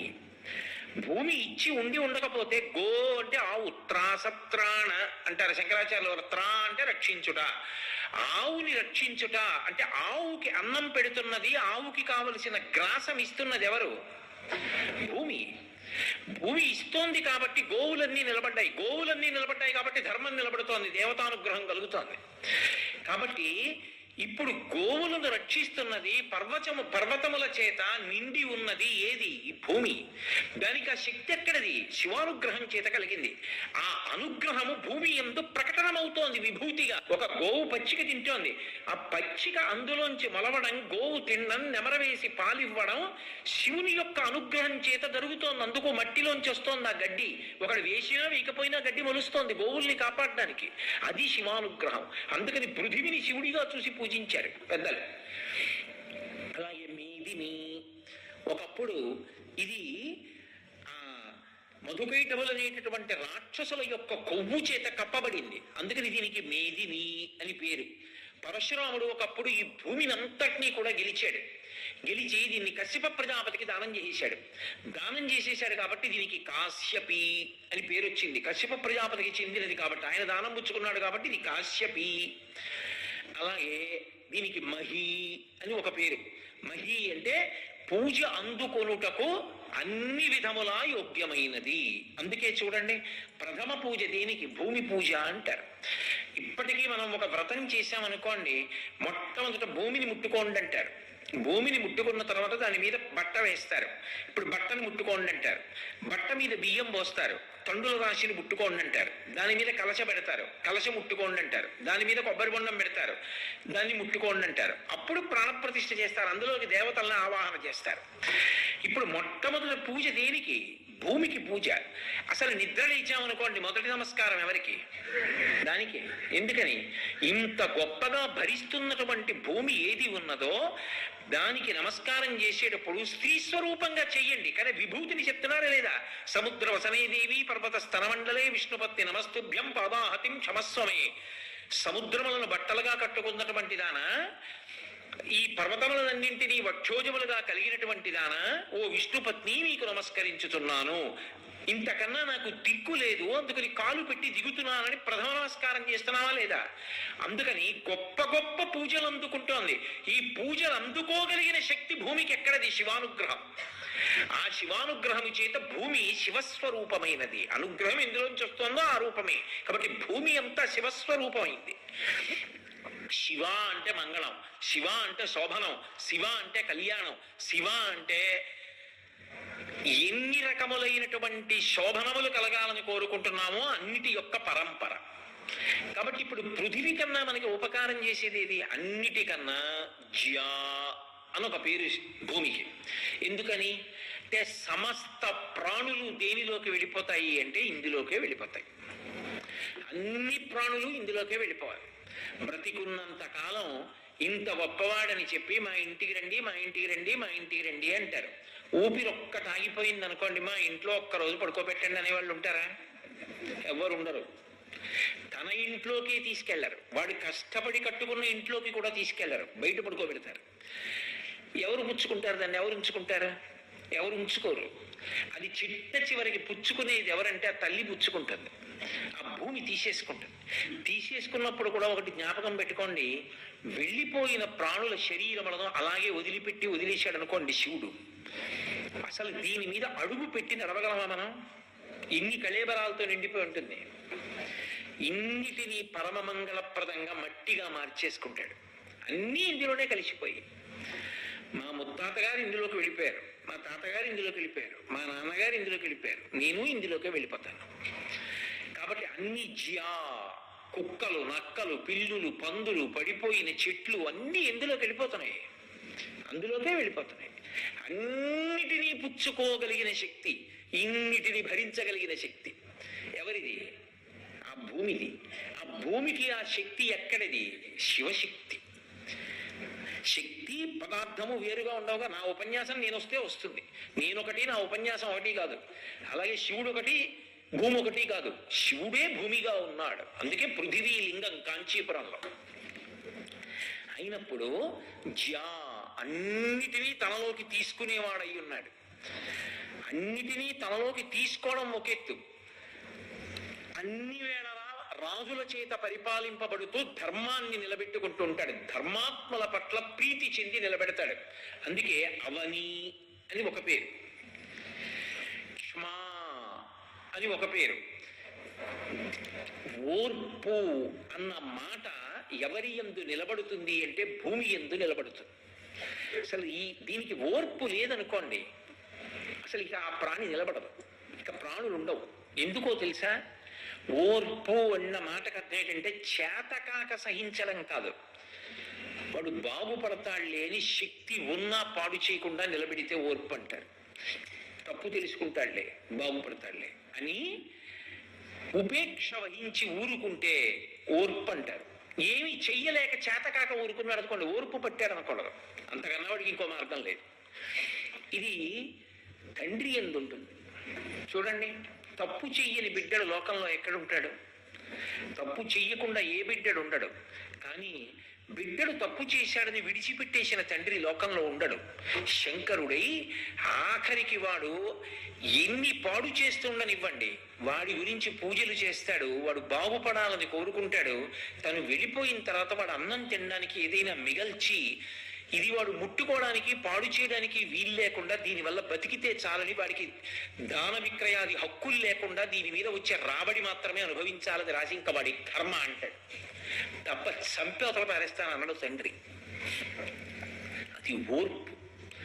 ఎంత ఓర్పు పడుతుందో భూమి. భూమికి ఓర్పు ఎప్పుడు తప్పిపోతుంది అంటే ధర్మం పోతే తప్పిపోతుంది. అప్పుడు గోరూపాన్ని ధరించి ప్రార్థన చేస్తుంది. ఇంత ఓర్పు భూమికి ఉండడానికి కారణం అది శివశక్తి. శివుడు తండ్రి లోకానికి. ఆ శివశక్తి ఏదైతే ఉందో అది ఓర్పుగా ప్రకటనమవుతోంది భూమిలో నుంచి. ఆ ఓర్పు లేదనుకోండి, ఆ తండ్రితనం లేదనుకోండి, ఈ భూమి పట్ల మనం చేసే అపకారానికి అసలు భూమి సహించకూడదు. నిద్ర లేస్తే కాలుతో తంతున్నాను, ఇల్లు కట్టుకోవాలంటే గుణపం పెట్టి గుయ్యి తీస్తున్నాను, నేను అన్నం తినడానికి నాగలిని పారాడిస్తున్నాను, దీని మీద రకరకాల మందులు చల్లుతున్నాను, మూత్ర విసర్జన చేస్తున్నాను, మల విసర్జన చేస్తున్నాను. దోషములు కావా? ఖచ్చితంగా దోషాలే. అంతకన్నా నాకు బ్రతుకు లేదు. నా పసితనంలో నా తండ్రి గారు నన్ను ఒళ్ళో కూర్చోపెట్టుకుంటే మల విసర్జన చేశాను, మూత్ర విసర్జన చేశాను, కాలుతో తన్నాను ఆయన్ని. అంతటి విద్వాంసుని పట్టుకుని చెంప మీద నాన్నగారండి నాన్నగారండి కొట్టాను. అవి దోషములా? కాదు, నా తెలియనితనం. ఈనాడు నేను తెలుసుకున్నాను. ఆయన నాకు స్ఫురణకొస్తే 2 చేతులు జోడించి నమస్కరిస్తాను. ఈ పరిణితి నేను పొందే వరకు ఆయన సహించారు. అది ఓర్పు. ఆ ఓర్పు వల్ల ఇవాళ ఆయన జ్ఞాపకానికి వస్తే నేను 2 చేతులు కైమోడ్చి నమస్కరిస్తాను. ఆ ఓర్పు ఆయన పట్టి ఉండకపోతే ఇవాళ నేను ఇలా కూర్చోనుగా, ఎప్పుడో మొగ్గ తుంచేసినట్టు తుంచేయాలి నన్ను. ఈ భూమి అలా ఓర్పు పడుతోంది. క్షమా. ఆ ఓర్పు ఉన్నదే, ఆ ఓర్పు శివతత్వం. తండ్రి కాబట్టి ఓర్పుగా భూమి నుండి ప్రకటనమవుతున్నాడు. ఇప్పుడు ఈ విభూతులు ఉన్నాయే, ఈ గుణములన్నీ ఉన్నాయే, ఈ గుణములన్నీ కూడా కలిపి ఎక్కడ నుంచి వస్తున్నాయో దాని వంకే చూసి దాన్ని శివస్వరూపంగా నమస్కారం చేయడం ఈ జాతి యొక్క లక్షణం. అందుకు కాల్చేవారు కాదు కారణం. అది మా తండ్రి గారండి, దాన్ని కాల్చడం ఏమిటి, మేము కాల్చం, ఇటక చెయ్యం అనేవారు. అని మట్టి మిరిపేవారు. అది ఇవాళ సాధ్యం కాదని నాకు తెలుసు. ఇప్పుడు జరుగుతున్న దాన్ని నేను తప్పు పడుతున్నాను నేను చెప్పట్లేదు. ఒకనాటి ఉన్న గౌరవాన్ని నేను ఆవిష్కరించానంతే. కాబట్టి అంత మర్యాదా పురస్సరంగా బ్రతకడానికి కారణం శివతత్వాన్ని, శివుణ్ణి చూసాం ఈ భూమి యందు. ఇప్పుడు మీరు ఒకటి చూడండి, ఇవే ఈ కారణం చేతనే మీరు అసలు భగవంతుడికి దూరంగా ఉండే అవకాశం ఎక్కడుంది ఇప్పుడు నాకు చెప్పండి. మీరు ఎక్కడికి వెళ్ళిపోండి, పూజామందిరం దాటి వెళ్ళిపోండి, మీరు శివుడికి దూరంగా ఎలా వెళ్ళారు? ఎంత దూరం నడిచి వెళ్ళినా శివుడి మీదే నడుస్తున్నారు, శివుడి దగ్గరే ఉన్నారు. కూర్చుంటే శివుడి ఒళ్ళో కూర్చున్నారు, పడుకుంటే శివుడి మీద బజ్జున్నారు. అసలు శివుడికి దూరంగా ఇప్పుడున్నారు. ఇప్పుడు శాంతి ఎందుకు తప్పాలి? మళ్ళీ మొదటికి రండి. ఆనందాశ్రుభిరాతనోతి పులకం నైర్మల్యతశ్చాదనం వాచా శంఖముఖస్థితైశ్చ జఠరా పూర్తిం చరిత్రామృతైః రుద్రాక్షైర్భజితేన దేవవపుషో రక్షాం భవద్భావనా పర్యంకే వినివేశ్య భక్తిజననీం భక్తార్భకం రక్షతి. ఇప్పుడు నేను శివుని యందే ఉన్నాను. ఈ గుళ్ళోకి వస్తే శివుడే, రహదారి మీద కడితే శివుడే, నేను ఇంట్లో కడితే శివుడే, గోడ శివుడే, నేల శివుడే. అసలు నేను నా స్వామికి దూరంగా ఎప్పుడున్నాను? నేను ఎప్పుడూ నా స్వామితోనే ఉంటాను. నా స్వామి నాకు దూరంగా లేడు. ఇది నాకు ఒక భక్తి కలిగిన వాడికి ఎంత ధైర్యం. నా స్వామి ఒళ్ళో నేను కూర్చుని ఉండగా, నా స్వామితో నేను ఉండగా నన్ను చెనకేవాడేవాడు. రెండు, భయం. ఆయన చూస్తున్నాడు, నేను ఎలా తప్పు చేస్తాను, ఆయన వద్దన్న పని ఎలా చేస్తాను. ఆయన కానిదోటి ఉంటే గుళ్ళో లేదు కాబట్టి, పూజామందిరంలో లేదు కాబట్టి పని చేసేద్దాం. పూజామందిరం ఇక్కడ ఇవ్వకండి, బయటకు వచ్చి పుచ్చుకుంటాను అంటే ఏమిటి దాని ఉద్దేశ్యం? ఏమిటి పుచ్చుకుంటాడు? ఇలా కింద నుంచి పుచ్చుకుంటాడు. ఎక్కడ? పూజామందిరంలో పుచ్చుకోడు, గుళ్ళో పుచ్చుకోడు. గుళ్ళోకి పట్టుకొచ్చి ఇచ్చారనుకోండి, ఇక్కడ వద్దులేండి, బయటికి వెళ్ళాక తీసుకుంటాను, కారులో కూర్చున్నాక ఇవ్వండి అంటాడు. అంటే కారులో లేడు ఈశ్వరుడు, గుళ్ళో ఉన్నాడు. ఇప్పుడు ఆ కారు అనేటటువంటి ఇనుము ఇందులోంచి వచ్చింది కాబట్టి అది భూమి కన్నా భిన్నం కాదు. నువ్వు శివుడి దగ్గరే ఉన్నావు, ఏ పుచ్చుకో. ఎలా పుచ్చుకుంటాడు? ఆయన లేకుండా పుచ్చుకోవడానికి చోటు ఎక్కడుంది? ఇప్పుడు భయమేనా? ఆ భయం ఆరోగ్యవంతమైన భయం, అది మనిషిని నియంత్రిస్తుంది. రెండు, ఇది కానిది ఇంకొకటి ఏముంది? నా యందు శివుడు, అది శివుడు, మీరు శివుడు. శివుడు కానిదేముంది? ఇప్పుడు ప్రేమకి కారణం ఏమిటంటే అంతా శివుడు కనుక. నాకు నా స్వామి అంటే ఇష్టం, మీరే నా స్వామి. ఎందుకంటే పృథివీ స్వరూపులు, మీ అందరిలో పృథివీ ఉంది, నాలో పృథివీ ఉంది. శివుడు కానిదేమిటి? ఏదో నాలో నా శివుడు కలడు, నీలో నా శివుడు కలడు అని పాడుతుంటారు. దానికల్లా భరణం. దానికి ఆధారం ఏంటంటే ఇది, నీలో పృథివీ, నాలో పృథివీ, నేల పృథివీ, అంతా పృథివీ అయినప్పుడు భేదం ఏది? ఇప్పుడు నువ్వు నేనేది ఉన్నది ఒక్కటే. ఇలా అన్నాను కాబట్టి నువ్వు అంటున్నాను, ఇలా అన్నాను కాబట్టి నేను అంటున్నాను. ఇలా తిప్పినా అదే, ఇలా తిప్పినా అదే, ఉన్నది ఒక్కటే. భేదం పోయిందా? ఇప్పుడు ఉపాసనలో మీరు బాగా దగ్గరకు వచ్చారా? ఇంట్లో ఉంటేనేనండి దేవుడి దగ్గర, గుళ్ళో కెడితేనేనండి దేవుడి దగ్గర వదిలేసి నేను ఎప్పుడూ దేవుడి దగ్గరే ఉన్నానండి. నేను దేవుడి దగ్గర లేనిది ఎప్పుడు. నేను పుట్టింది దేవుడి ఒళ్ళో, నేను పెరిగింది దేవుడి ఒళ్ళో, నేను పోతే దేవుడి ఒళ్ళోనే పోతాను. నీ దేవుడి ఒళ్ళో లేనిది లేదు. నాకు అప్పుడు శివుడి కోసం గుళ్ళోకి వెళ్ళక్కర్లేదు ఒకనాడు. అసలు నాకు శివుడు కాంతి ఏమిటి అన్న స్థితికి వెళ్ళిపోతాడు. అవ్వయార్ విఘ్నేశ్వరుడికి పూజ చేసుకుంటోంది. చేరరాజు గారు వచ్చాడు. వచ్చి చేరరాజు, సుందరమూర్తి అని ఇద్దరు మహాభక్తులు, నాయనార్లు. వాళ్ళు వచ్చి అన్నారు, అవ్వయారు చాలా వృద్ధురాలు, అవ్వయారు మేము కైలాసానికి ఎడుతున్నాం, మంచి గుర్రాలు ఉన్నాయి మా దగ్గర, ఆ గుర్రాలు మీరు ఎడుతున్నాం, వస్తావా, ఎక్కించుకుపోతాం అన్నారు. ఆవిడంది, నేను రాను, విఘ్నేశ్వరుడికి పూజ చేస్తున్నా, గబగబా పూజ చేసి రాను, ప్రశాంతంగా పూజ చేసుకొస్తా. అయితే మేము అంతసేపు ఉండం, మేము వెళ్ళిపోతాం అన్నారు. వెళ్ళిపోండి. మరి నిన్నెవరు తీసుకొస్తారు? నేను ఎవరిని పూజ చేస్తున్నానో వాడు తీసుకొస్తాడు అంతే. ఆవిడ నమ్మకం అది. అందుకని ఆవిడ గబగబా పూజ చేసి ఏదో గడగడగడగడ చదివి లేదు, చక్కగా ప్రశాంతంగా పూర్తి చేశారు. బయటికి వచ్చి చూసింది ఉన్నారేమో పెద్దది కదా అని, లేరు. ఆయన దగ్గరికి వెళ్ళి కూర్చో, వాళ్ళు వెళ్ళిపోయారు, నువ్వు దిప్పేయండి. ఉన్నాడన్న నమ్మకం. ఆయన ఏం చేశాడంటే తొండంతో ఇలా పట్టుకుని అలా ఎత్తి కైలాసంలో కూర్చోబెట్టాడు. ఆవిడ ఎక్కడికి వెళ్ళి కూర్చుందంటే ఇలా శంకరుడు కూర్చుంటే ఆయన ముందు కూర్చుంది, శివుడికి పృష్ఠభాగం పెట్టి కూర్చుంది. అక్కడ చారరాజు సుందరమూర్తి ఉన్నారు. వాళ్ళిద్దరూ పరిగెత్తుకొచ్చి అన్నారు, అయ్యో అయ్యో అయ్యో అయ్యో అవయార్ అలా కూర్చున్నాయేంటి, అలా శివుడికి పృష్ఠభాగం పెట్టకూడదు, ఎదురుకి తిరిగి కూర్చోకూడదు, పక్కకి తిరిగి కూర్చో అన్నారు. ఆవిడంది, ముసల్దాన్ని నేనెక్కడ లేవగలను, మీరు తిప్పండి. వాళ్ళు తీసుకెళ్ళి అలా తిప్పారు, శివుడికి సింహాసనం తిరిగిపోయి. ఆవిడ నిటి తిప్పితే తిరుగుతున్నాడు శివుడు. ఒరే తిప్పకండి రా, నేను తిరిగిపోతున్నాను అన్నాడు. అప్పుడు వాళ్ళకి అర్థమైంది, అది భక్తి. అసలు శివుడు లేనిదేది అవయారికి. అవయారికి శివుడు అంతటా ఉన్నాడు. సుందరరాజు గారికి చారమూర్తికి కుర్చీలో కూర్చున్నవాడు శివుడు. ఉపాసనలో ఎవరు ముందున్నారు? అవయారు ఉంది. అందుకే ఇప్పటికీ ద్రవిడ దేశంలో అవయారు కథలని పిల్లల్ని కూర్చోబెట్టి చెప్తారు. అలా ఎదగగలిగితేనే భక్తి తప్ప మా ఇంట్లో మూర్తే దేవుడండి, గుళ్ళో కడితేనే దేవుడండి, గుమ్మం దాటానా ఇంకా నన్ను పట్టుకోగలిగిన వాడు లేడండి, ఇంకెలా భరించడం. అప్పుడు ఏం చేస్తారంటే పడగొట్టడానికి ఆయన రావాలి. ఎందుకది? రావణాసురుడి పూజ కింద ఉంటుంది, హిరణ్యకశిపుడి పూజ కింద ఉంటుంది. కాబట్టి అష్టమూర్తి ఉపాసన అన్నది ఎందుకు వస్తుంది అంటే పరమ భద్రత, పరమక్షేమం, పరమ సంతోషం. ఏమయ్యా భూమి శివుడు అంటున్నావుగా, ఏది శివుడు అంటే విభూతి శివుడు. దీనికి ఇన్ని శక్తులు ఉన్నాయి, ఈ శక్తులన్నీ శివుడి శక్తులు కాదని అయితే ఈ శక్తిని మార్చు, నీ శక్తులతో నువ్వు మార్చు చూస్తాను. ఈ భూమికి ఎన్ని పంటలు పండింది ఇప్పటికే, ఎన్ని కోట్ల మంది బతికారు, ఎన్ని కోట్ల మంది చచ్చిపోయారు, ఎన్ని కోట్ల మంది ఇప్పుడు బతికున్నారు, ఇంకెన్ని కోట్ల మంది వస్తారు, పెడుతూనే ఉంది. ఎక్కడది శక్తి అంటే కుంభకోణం ప్రమాణం. దానికి ద్రవిడ దేశంలో కుంభకోణం అని ఒక క్షేత్రం ఉంది. ఇప్పటికీ మల్లె నూనెతోటే అభిషేకం శివలింగానికి. అది పగిలిపోయిన కొండ ఆ లింగం.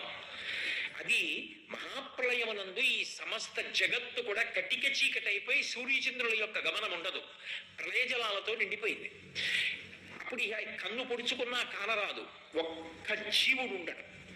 అంత కటిక చీకటిగా ఏర్పడిపోయిన తర్వాత శంకరుడు ఏం చేస్తాడంటే ఓషధుల్ని తీసి అమృతంలో వేసి ఓ కుండలో పెట్టి విడిచిపెడతాడు. అది ప్రళయ జలాల మీద తేలుతూ వెళ్ళిపోతుంటుంది ఆ కుంభం. మళ్ళీ సృష్టి ప్రారంభం అవుతుంది. ఆయన ఒకనాడు అనుకుంటాడు తనలోకేగా వెళ్ళిపోతాయి మహాప్రళయంలో, మళ్ళీ సృష్టి చేస్తాను అనుకుంటాడు. అనుకున్నప్పుడు ఈ నీరంతా వెళ్ళిపోతుంది. వెళ్ళిపోయి ఈ భూమికి మళ్ళీ మొట్టమొదటి సృష్టి జరిగింది అంటే వాడు రాగానే కేవలం ఏడిచి అన్నం కోసం పాల కోసం ఏడుస్తాడు. ఆహారం రావాలి ఎంతమందికి? కోట్ల మందికి. ఎవరు పెట్టాలి? ఈవిడే పెట్టాలి, మళ్ళీ శివుడే పెట్టాలి. అందుకని శివుడు ఏం చేస్తాడంటే ఏదో ఒక చోట అమృతంలో విత్తనాలు నింపి వస్తున్న ఓషధులతో కూడిన కుండని బాణం వేసి కొడతాడు. అది బద్దలవుతుంది. బద్దలై అక్కడ అమృతము విత్తనములు భూమిలో కెడతాయి. ఓషధులు అమృతంతో తడిసిన ఓషధులు వెళ్ళాయి కాబట్టి భూమి అంతటా శక్తి ప్రసరించి పంట మొదలవుతుంది అని శాస్త్రం. అది ఎక్కడ ఈ యుగంలో జరిగింది అంటే కుంభకోణం క్షేత్రం దగ్గర కుండ అలా బదలగొట్టాడు బాణం వేసి. అందుకే ఇప్పటికీ ఆ కుండే శివలింగంగా ఉంది. అందుకే దానికి నీళ్లతో అభిషేకం లేదు, కరిగిపోతుంది. కాబట్టి మల్లె నూనెతో చేస్తారు అభిషేకం. నేను అబద్ధం చెప్పాను అనుకుంటే మీరు ఆ క్షేత్రానికి వెళ్ళి అడగచ్చు.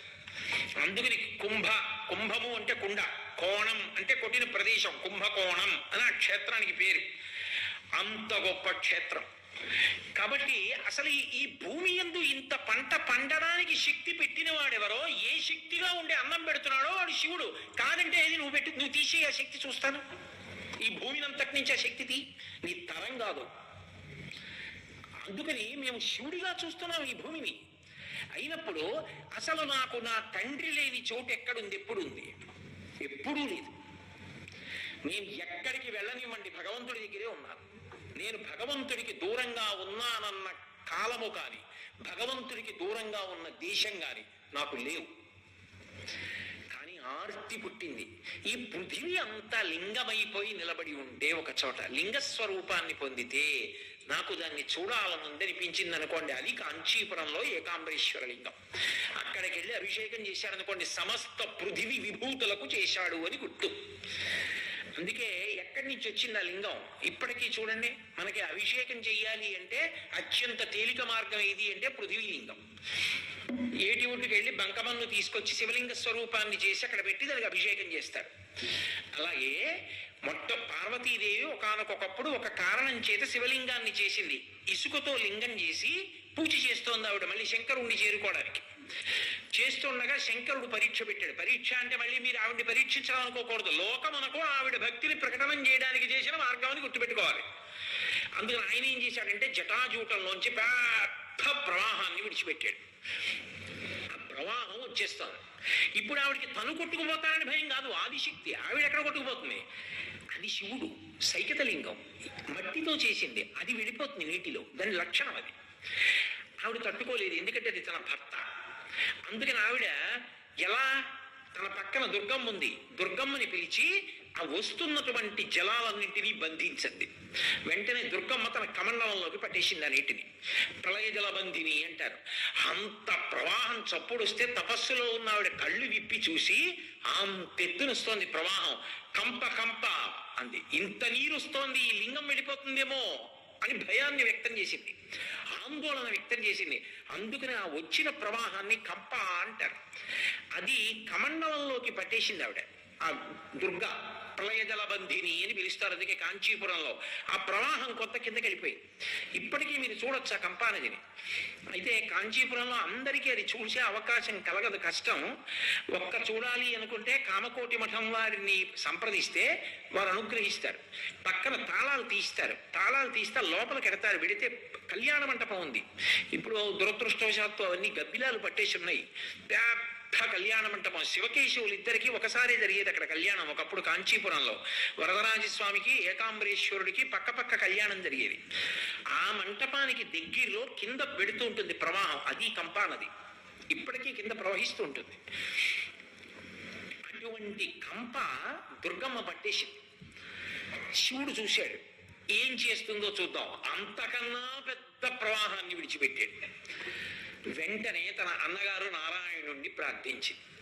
ఆయన అన్నాడు, అమ్మా ఇదంతా బావగారి చేష్టితం, నీ భక్తిని చూడ్డానికి చేశాడు తప్ప ఈ ప్రవాహాలు పట్టడం అవి ఎందుకమ్మా? నీ ఒక్క కోరిక ఏమిటి? ఆ ఇసుక కొట్టుకుపోతుందేమో అని కదు, పృథివీలింగం కదు చేశావు, అది వెళ్ళిపోవడం నీటిలో నీకు ఇష్టం లేదు అంతే కదా. నీ శక్తిని దాటగలదా ఆదిశక్తి? గట్టిగా కౌలించు కూర్చో, నిన్ను దాటి కొట్టుకెడుతుందా అన్నాడు. వెంటనే ఉమాలింగన సంక్రాంత కుచకంకణ ముద్రితం లింగమేకామ్రనాథస్య సైకతం సముపాస్మహే. ఆవిడేం చేసిందంటే అన్నగారు చెప్పిన మాట ప్రకారం వంగి గట్టిగా కౌగిలించుకుంది. ఆ కౌగిలించుకున్నప్పుడు చేతి కంకణాలు, ఆమె యొక్క కుచములు ఆ మట్టి లింగం కదా దాని మీద ముద్రలు పడ్డాయి. శంకరుడు చూశాడు, ఓ ఆదిశక్తి ఎంత ప్రేమ నా మీద, ఇది లోకం తెలుసుకోవాలని ఉపసంహారం చేశాడు. ఉపసంహారం చేసి తానే వచ్చి కళ్యాణం చేసుకున్నాడు. అదే ఇప్పటికీ మామిడి చెట్టు కింద కళ్యాణమూర్తులు ఉంటారు. అందుకే చల్లాయి నేను చెప్పింది నిజమే కాదా అని ఎదురుగోడలో నవ్వుతూ శ్రీ మహావిష్ణువు నిలబడి ఉంటారు నారాయణమూర్తి. ఎక్కడ భేదాలు ఉన్నాయండి లోకంలో?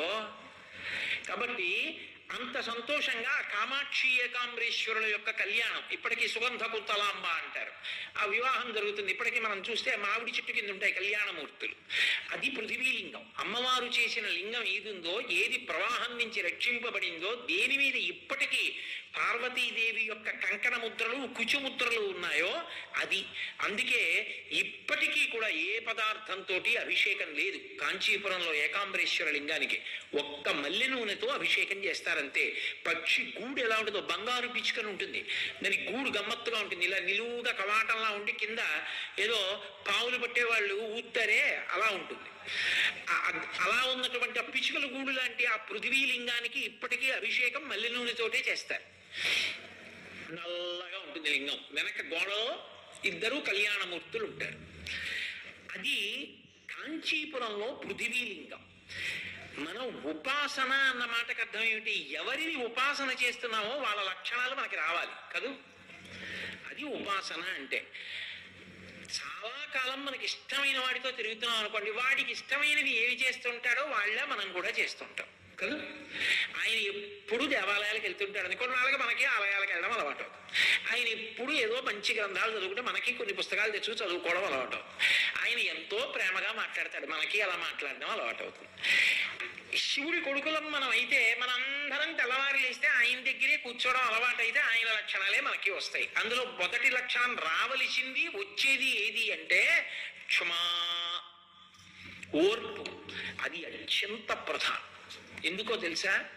రామాయణం బాలకాండలో కుశనాభోపాఖ్యానం అని ఒక ఉపాఖ్యానం ఉంది. ఆ ఉపాఖ్యానంలో కుశనాభుడు అని ఒక రాజుగారు, ఆయనకి ఘృతాచి ఎందు 100 కుమార్తెలు పుట్టారు. వాళ్ళందరూ మహాసౌందర్య రాసులు. వాళ్ళందరూ ఒకనాడు సాయంకాలం వేళ ఆటలు ఆడుతూ పాటలు పాడుతూ నృత్యాలు చేస్తూ ఏదో అక్కడ ఉన్నటువంటి ప్రమదావనంలో తిరుగుతూ ఉండగా వాయువు వచ్చి చూశాడు. చూసి మీ అందరూ నరకాంతలు, కొంతకాలానికి మీ సౌందర్యం భ్రంశం అయిపోతుంది, ఎందుకంటే కాలమనందు నిలబడదు, నాకు భార్యలు కండి, మీకు శాశ్వతంగా అందం నిలబడేటట్టు చేస్తానన్నాడు.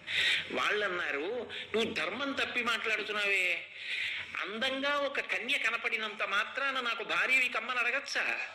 ఆమె తండ్రిని అడగాలి, నీ కుమార్తెను మాకు భార్యని చేయమని. మా తండ్రి గారు అంగీకరిస్తే నీకు భార్యలో అవుతాం. పితాహి ప్రభురస్మాకం దైవతం పరమం హిసః. మాకు తండ్రి దైవం. ఈ దేశమునందు ఎన్నటికీ కూడా తండ్రిని సంప్రదించకుండా, తండ్రి నిర్ణయించకుండా ఆడపిల్ల తన భర్తని తాను నిర్ణయించుకునే దుర్దినము రాకుండుగాక అన్నారు వాళ్ళు. పితాహి ప్రభురస్మాకం దైవతం పరమం హిసః. కాబట్టి మా తండ్రిని అడుగు అన్నారు. ఆయన కోపం వచ్చి వాళ్ళ శరీరంలో వంకర టింకరగా తిరిగితే వాళ్ళందరికీ గూని వచ్చి అవయవాలన్నీ కూడా శక్తిహీనములై నేలబడిపోయారు. పాకుతూ ఇంట్లోకి వచ్చారు. తండ్రి వచ్చి చూశాడు, 100 పిల్లలు నేల మీద పడిపోయి అవయవాలు వంకరలు తిరిగిపోయి ఉన్నారు. అదేమమ్మా ఇలా అయిపోయారు అని అడిగితే వాళ్ళు అన్నారు, నాన్నగారు మేమేం తప్పు చేయలేదు, వాయువు మమ్మల్ని భార్యలు కమ్మన్నాడు. మేమన్నాం మా తండ్రి గారిని అడగండి, మా తండ్రి గారు కన్యాదానం చేస్తే మీకు భార్యలు అవుతాం, మేము కన్యలం, మమ్మల్ని అడగకూడదు తప్పన్నాం. ఆగ్రహం చెంది మమ్మల్ని ఇలా చేశాడు అన్నారు. అంటే తండ్రి అన్నాడు, ఏమమ్మా మీకు చాలా తపశ్శక్తి ఉందిగా, మీరు కూడా శపించకపోయారా వాయుదేవుణ్ణి అన్నారు. వాళ్ళన్నారు, నాన్నగారు శక్తి ఉన్న ప్రతివాడు తప్పు చేసిన ప్రతివాడిని శపిస్తే లోకం నిలబడుతుందా? తప్పు చేశాడు వాయుదేవుడు, దేవతే కావచ్చు, కానీ ఆయన దిద్దుకునే అవకాశం ఆయనకి ఇచ్చాం తప్ప మా తపశ్శక్తిని మేము దుర్వినియోగం చేయదలుచుకోలేదు. ఆయన దోషం చేశాడని శపించడం ఎందుకు నాన్నగారు? మేము శపించలేదు, మేము కోపం తెచ్చుకోలేదు, మేము ఓర్పు పట్టాను నాన్నగారు అన్నారు. వెంటనే కుశనాభుడు అన్నాడు, క్షమాదానం, క్షమా యజ్ఞం, క్షమా సత్యం హి పుత్రికాః, క్షమా యశః, క్షమా ధర్మం, క్షమయావిష్ఠితం జగత్ అన్నాడు. అమ్మా ఎంత గొప్ప మాట అన్నారమ్మా. పురుషుడికైనా స్త్రీకైనా ఓర్పు అలంకారం అమ్మా. అసలు ఓర్పుయే దానము, క్షమా యజ్ఞం, ఓర్పుయే యజ్ఞం, క్షమా యజ్ఞం, క్షమా సత్యం హి పుత్రికాః, క్షమయే సత్యము, ఆ ఓర్పుయే సత్యము. అసలు యథార్థమునకు ఈ ఓర్పు ఎందే సమస్త జగత్తు నిలబడి ఉన్నది. ఒకడు తొందరపడి తప్పు చేస్తే తెలుసున్నవాడు కూడా వెంటనే అవతలవాడి మీద కలియబడిపోతే, ఓర్పు కోల్పోతే ఇక లోకం ఎక్కడ ఉంటుంది? తెలుసున్నవాడన్న మాటకి గుర్తేమిటి? తాను ఓర్పు పట్టాలి తప్ప తాను కలియబడకూడదు, తాను ప్రతీకారం సాధించకూడదు. అవతలవాడు తనకి సోదరతుల్యుడు కావాలని, తప్పు దిద్దుకునే అవకాశం కలగాలని తాను వేచి ఉండాలి. ఆ విశాల హృదయం గొప్పది. అందుకే క్షమయావిష్ఠితం జగత్, ఓర్పు యందు లోకం ఉన్నది. ఈ భూమికి ఆ ఓర్పు లేకపోయి ఉంటే మనం అందరం ఏమైపోయి ఉండేవాళ్ళం. బిడ్డలకి ఎవరి లక్షణం వస్తుంది? తండ్రి లక్షణం వస్తుంది. మనందరం శివభక్తులం అయినప్పుడు ఈ పృథివికి ఉన్న గొప్ప గుణం మన జాతికి ఉన్న గుణం.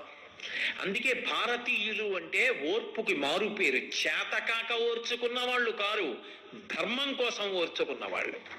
అది ఈ జాతి గొప్పతనం తప్ప తిరగబడడం చేతకాని వాళ్ళు, ఓర్పు నశించిపోయి తిరగబడి అవతల వారిని సంహరించలేకో కాదు. అన్ని దండయాత్రలు పూర్వకాలం జరిగిన ఓర్చుకుని సంస్కృతి నిలబడింది అంటే దానికి కారణం ఆ భక్తి చేత నిలబడింది, ఆ ఉపాసన చేత నిలబడింది తప్ప వీధిలోకి వెళ్ళడం, పోరాటాలు చేయడం, నిష్కారణంగా దెబ్బలాడడం, ఓర్పు విడిచిపెట్టడం, ప్రాణాలు తీయడం, రక్తపాతం సృష్టించడం అది అలవాటు కాకపోవడానికి కారణం ఎక్కడుంది అంటే ఆ భక్తిలో ఉంది. పృథివిని శివుడిగా చూడడంలో ఉంది. ఈ తండ్రికి ఏ లక్షణం ఉందో ఆ లక్షణాన్ని బిడ్డలు పుచ్చుకోవడంలో ఉంది. కాబట్టి క్షమా, ఆ ఆ ఓర్పుని అందరం పొందాలని రామాయణం బాలకాండ యొక్క తీర్పు. అలాగే చాలా గొప్ప అనుగ్రహం ఏమిటంటే ఇందులో ఒక్కొక్క భూతమునకు ఒక్కొక్క భూతము ఒక్కొక్క తన్మాత్రని పొంది ఉంటుంది. దానికి ఒక్కొక్క జ్ఞానేంద్రియాన్ని పరమేశ్వరుడు ఇక్కడ ఏర్పాటు చేస్తాడు. పృథివీకి ఉన్నటువంటి తన్మాత్ర ఏమిటి అంటే గంధం. గంధం అంటే సువాసన. అందుకే ఇప్పటికీ మంత్రం అదే చెప్తాం, గంధద్వారాంధురాదరుషాం నిత్యపుష్టాం కరీషిణీం ఈశ్వరీగం సర్వభూతానాం తామిహోపహ్వయే శ్రియం అంటాం. ఆ గంధం ఎవరిది అంటే సువాసన ఎవరిది అంటే భూమిది. అందుకే చూడండి, గ్రీష్మ ఋతువు అయిపోయిన తర్వాత వర్ష ఋతువు వచ్చి వర్షం పడింది అనుకోండి, భూమిలోంచి కమ్మని వాసన వస్తుంది. వాసన భూమి లక్షణం. ఆ తన్మాత్ర వాసన తెలుసుకోవడానికి ఈశ్వరుడు ఇక్కడ ఒక జ్ఞానేంద్రియాన్ని పెట్టాడు, అది ముక్కు. ఆ ముక్కు ఏం చేస్తుందంటే అందులో ఉన్నటువంటి సువాసనని గ్రహిస్తుంది. అక్కడ ఉన్నది పృథివే, ఇక్కడ ఉన్నది పృథివీ. ఈ పృథివీ ఎంతకాలము సమన్వయం అవుతూ ఉంటుందో అంతకాలము ఇది శివమై ఉంటుంది. అది చిత్రం. ఇందులో పృథివీ అయిపోయింది అనుకోండి, ఇంకో గంట ఇంకో 2 గంటలు అయిపోయింది అనుకోండి, నేను ఇలా ధాటిగా చెప్పగలనా? లోపల ఉన్న పదార్థం అంతా అయిపోతుంది. నీరసపడిపోతానా? నీరసపడిపోనా? 11, 12, 1 గంట వరకు చెప్తాను. 1 గంట తర్వాత చాలా నీరసంగా ఉందండి, కాస్త ఏదో ఒక్క పండు తినొచ్చి మళ్ళీ చెప్తాను కావాలంటే అంటాను. ఇప్పుడు ఇందులో పృథివీ అయిపోయింది, మళ్ళీ ఏం కావాలి? పృథివీ కావాలి. పృథివీ అయిపోతే పృథివీ కావాలంటే ఎక్కడి నుంచి తీసుకుంటారు? బ్రహ్మాండంలోంచి తీసుకోవాలి. బ్రహ్మాండంలో పృథివీ అంటే ఓ యాపిల్ పండు తీసుకుని పిండాండంలో పడేస్తారు. ఇప్పుడు పిండాండం ఆ పృథివీలో ఉన్న సారాన్ని పుచ్చుకుంటుంది, పిప్పి పృథివీ మిగిలిపోతుంది. మళ్ళీ ఎవరు పుచ్చుకోవాలి? మా నాన్నగారు ఇంత గొప్పవారు అంటారేమో కానీ ఆ పిప్పి వాళ్ళు పట్టుకుంటారా పిల్లలు? మళ్ళీ శివుడే పట్టుకుంటాడు, మళ్ళీ బ్రహ్మాండం పట్టుకుంటుంది. ఇప్పుడు ఇందులో తేడా వచ్చింది అనుకోండి, దీని పృథివీ అడగట్లేదు అనుకోండి, ఆకలి ఇట్లేదు, దోషం వచ్చింది, ఇది ఎవరు పట్టుకోగలరు? ఎందుకు వచ్చిందో శివుడే పట్టుకోగలరు. ఎవరా శివుడు? ప్రథమో దైవ్యోభిషకో, మొదటి వైద్యుడు శివుడే అని ఎదురువేదని చెప్తాను. శివుడి యొక్క అంశం ఉన్నవాడు వైద్యుడు అవుతాడు. కాబట్టి వైద్యుడు ఇదిగోరా ఈ దోషం చేశావు కాబట్టి పృథివీని పుచ్చుకోవట్లేదు, ఔషధం ఇస్తాడు. ఔషధం చేత మళ్ళీ పృథివీని పుచ్చుకోవడానికి అగ్ని పుడుతుంది, ఆకలి. అప్పుడు మళ్ళీ పండు తీసి ఇందులో పడేస్తాడు, మళ్ళీ సారం తీసుకుంటుంది, శక్తి వస్తుంది, పిప్పి మళ్ళీ బ్రహ్మాండం పుచ్చుకుంటుంది. ఈ పృథివీ బ్రహ్మాండ పిండాండముల మధ్య సమన్వయం ఎంతకాలం సక్రమంగా తిరుగుతుందో అంతకాలము శివం బాగున్నాడు బాగున్నాడు బాగున్నాడు బాగున్నాడు. ఇది అసలు ఏదైనా పెడితే బయటకు వదిలేస్తోంది అనుకోండి, పుచ్చుకోవట్లేదు. అన్నద్వేషం పుట్టింది, శివము కాదు శవం అయిపోతోంది. ఒకనాడు అసలు ఇక పుచ్చుకోదు, నోరు కదలదు, బయటది పుచ్చుకోదు, లోపల ఉన్నది బయటికి వెళ్ళదు. అప్పుడు ఇది ఏమైపోవాలి? ఆయనలోకి వెళ్ళిపోతుంది, పృథివీ అయిపోతుంది, మొత్తం పృథివీ అయిపోతుంది. ఇది శివ. ఇప్పుడు నాకు ఒకటి చెప్పండి మీరు, ఇది తత్వమైతే, ఇది అష్టమూర్తి తత్వములో శివుడు భూమి అయితే పెద్ద ఊరట ఎవరికి ఉంది? మనకే ఉంది. దేనికి భయం? ఏ తండ్రి ఒడిలో పుట్టానో, ఏ తండ్రి ఒడిలో ఆడుకున్నానో, ఏ తండ్రి ఒడిలో పెరిగానో, ఏ తండ్రి ఒడిలో పడుకున్నానో, ఏ తండ్రి ఒడిలో తిన్నానో, ఏ తండ్రి ఒడిలో చదువుకున్నానో, ఏ తండ్రి ఒడిలో కూర్చుని ప్రవచనాలు చేశానో, ఏ తండ్రి ఒడిలో కూర్చుని నేను నా యొక్క 3 రుణములు తీర్చుకున్నానో, ఏ తండ్రి అనుగ్రహం చేత సంతోషంగా బ్రతికానో, ఏ తండ్రి పాదాల దగ్గర ఆడుకున్నానో ఆ తండ్రిలోకే వెళ్ళిపోతున్నాను. ఇప్పుడు నేను వెళ్ళిపోవడానికి కొత్త చోట ఏం లేదు. ఆ నాన్నగారి ఒడిలో పిల్లలు చూడండి, తాతగారు పంచకట్టు కూర్చున్నారనుకోండి, అలా పరిగెత్తి ఇలా పరిగెత్తి తాత తాత కాళ్ళు దూరంగా పెట్టని, ఇలా దూరంగా పెట్టమని ఆ పంచెలోకి వచ్చి పడుకుంటాడు. పడుకుంటే వాడు ఏదో ఉయ్యాల్లో పడుకున్నట్టు ఆ పంచెలో ఇలా ఇలా ఊగుతూ ఉంటాడు. లేకపోతే తాత కాళ్ళు ఊపంటాడు, ఇలా ఇలా ఊపుతుంటే తొట్టెలా ఉయ్యాలా పట్టుకుని ఊగుతూ ఉంటాడు. ఎక్కడ ఒరిగిపోతాను? మా నాన్నగారి యొక్క పాదాల్లోకే ఒరిగిపోతాను. ఎక్కడికి వెళ్ళిపోతాను? మా నాన్నగారిలోకే వెళ్ళిపోతాను. మళ్ళీ వస్తే ఎక్కడి నుంచి వస్తాను? మా నాన్నగారిలోంచే వస్తాను. రాకపోతే ఎక్కడ ఉండిపోతాను? మా నాన్నగారిలోనే ఉండిపోతాను. ఇప్పుడు నేను అసలు భగవంతుడికి దూరంగా ఇప్పుడున్నాను? నేను ఇప్పుడు దగ్గరగానే ఉన్నాను. నా ఎదురుగుండా ఉన్న వాళ్ళు ఎవరు? అందరూ శివస్వరూపాలే, అంతా శివుడే. అసలు శివుడు కానిదే ఉంది? సర్వం శివమయం జగత్, అంతా శివుడై ఉన్నాడు. అది ఆ లక్షణం ఎప్పుడు వస్తుందంటే, ఇప్పుడు ఒక్క దూకు దూకాడు, మాండూక్యోపనిషత్తులాగా ఏదో పెద్ద కప్ప దూకినట్టు ఒక దూకి ఇప్పుడు నాకు పూజా మందిరమే అవసరం లేదు అంటే వదిలేమని కాదు నా ఉద్దేశ్యం.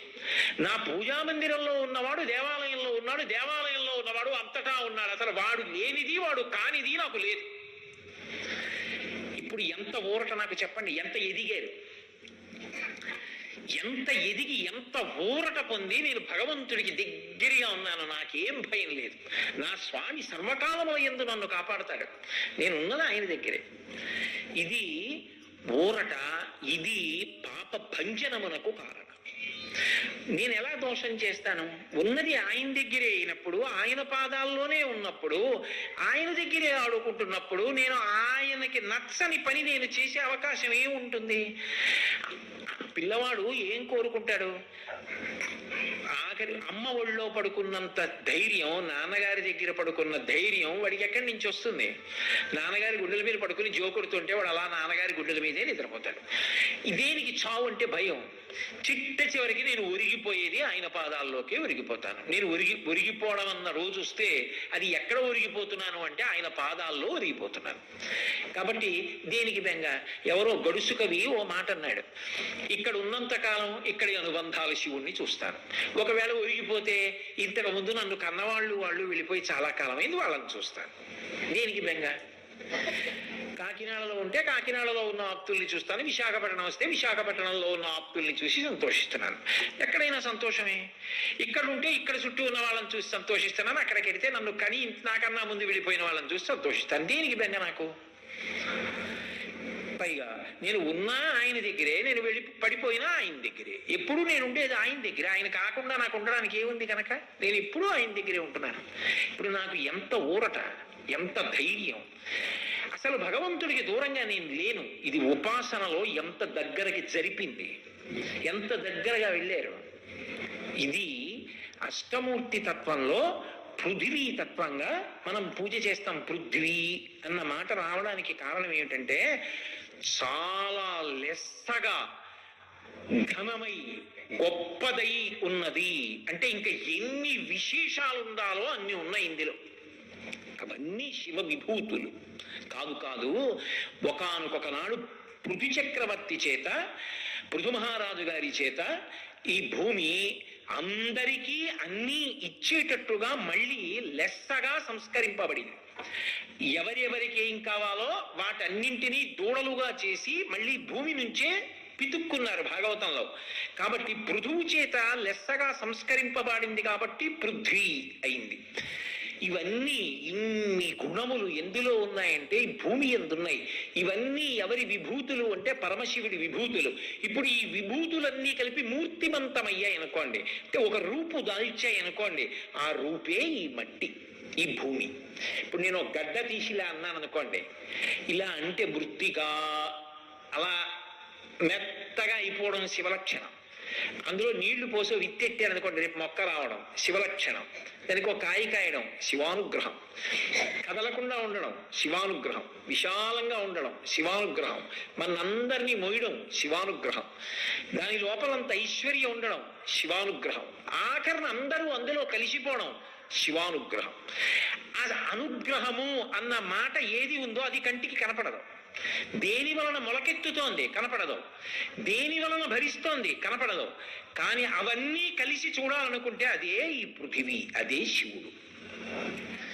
అష్టమూర్తి తత్వంలో అందుకే భూరంభాంశ నలో నిలోంబర మహార్నాథో హిమాంసు పుమాన్ ఇత్యాభాతి చరాచరాత్మకమిదం యస్యైవ మూర్త్యష్టకం నాణ్యత్కించన విద్యతే విమృశతాం యస్మాత్ పరస్మాత్ విభో తస్మై శ్రీ గురుమూర్తయే నమయిదం శ్రీ దక్షిణామూర్తయే అంటారు శంకర భగవత్పాదులు. ఈ పృథివీ స్వరూపము మొట్టమొదటిది శివస్వరూపము. అందుకని కాంచీపురంలో పృథివీలింగమై ఏకాంబరీశ్వరుడై ఉన్నది. అందుకే ఆ చెట్టుకి 4 వైపులా 4 కొమ్మలు, 4 కొమ్మలు 4 రకాలైన రుచులున్న కాయలు కాసేవి. కారణం ఆ ఒక్క పరబ్రహ్మము నుండే సమస్తమైనటువంటి సృష్టి.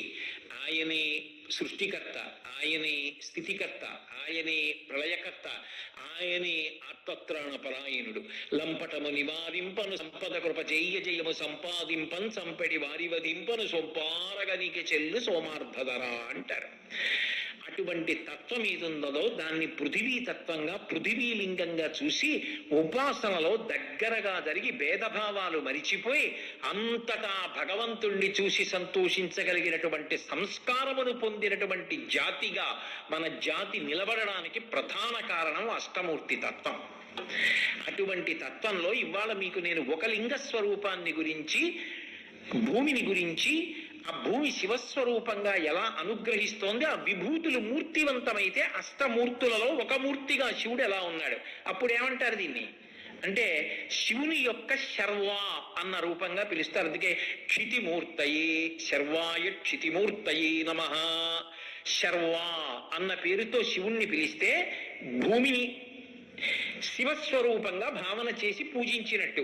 అందుకని క్షితిమూర్తయే శర్వాయ నమః. ఈ భూమి అంతా కలిపి శర్వస్వరూపమై ఉన్నది.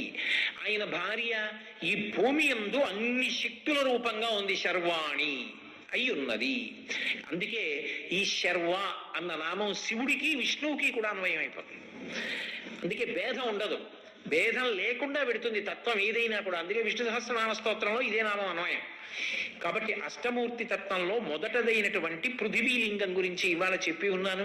రేపు అత్యంత ప్రధానమైనటువంటి కొన్ని విశేషాలతో కూడుకున్నటువంటి రెండవ లింగ స్వరూపం గురించి, అందరూ రాబో కాలంలో జరగబోయేటటువంటి విశేషాలకి సంబంధించి తెలుసుకోవలసిన కొన్ని విషయాల సమాహారంగా రేపటి రోజున మీ అందరికీ కూడా రెండవ లింగ స్వరూపం గురించి వివరించే ప్రయత్నం పరమేశ్వరుడు అవకాశం ఇచ్చి శక్తినిచ్చినంత మేర చేస్తాను.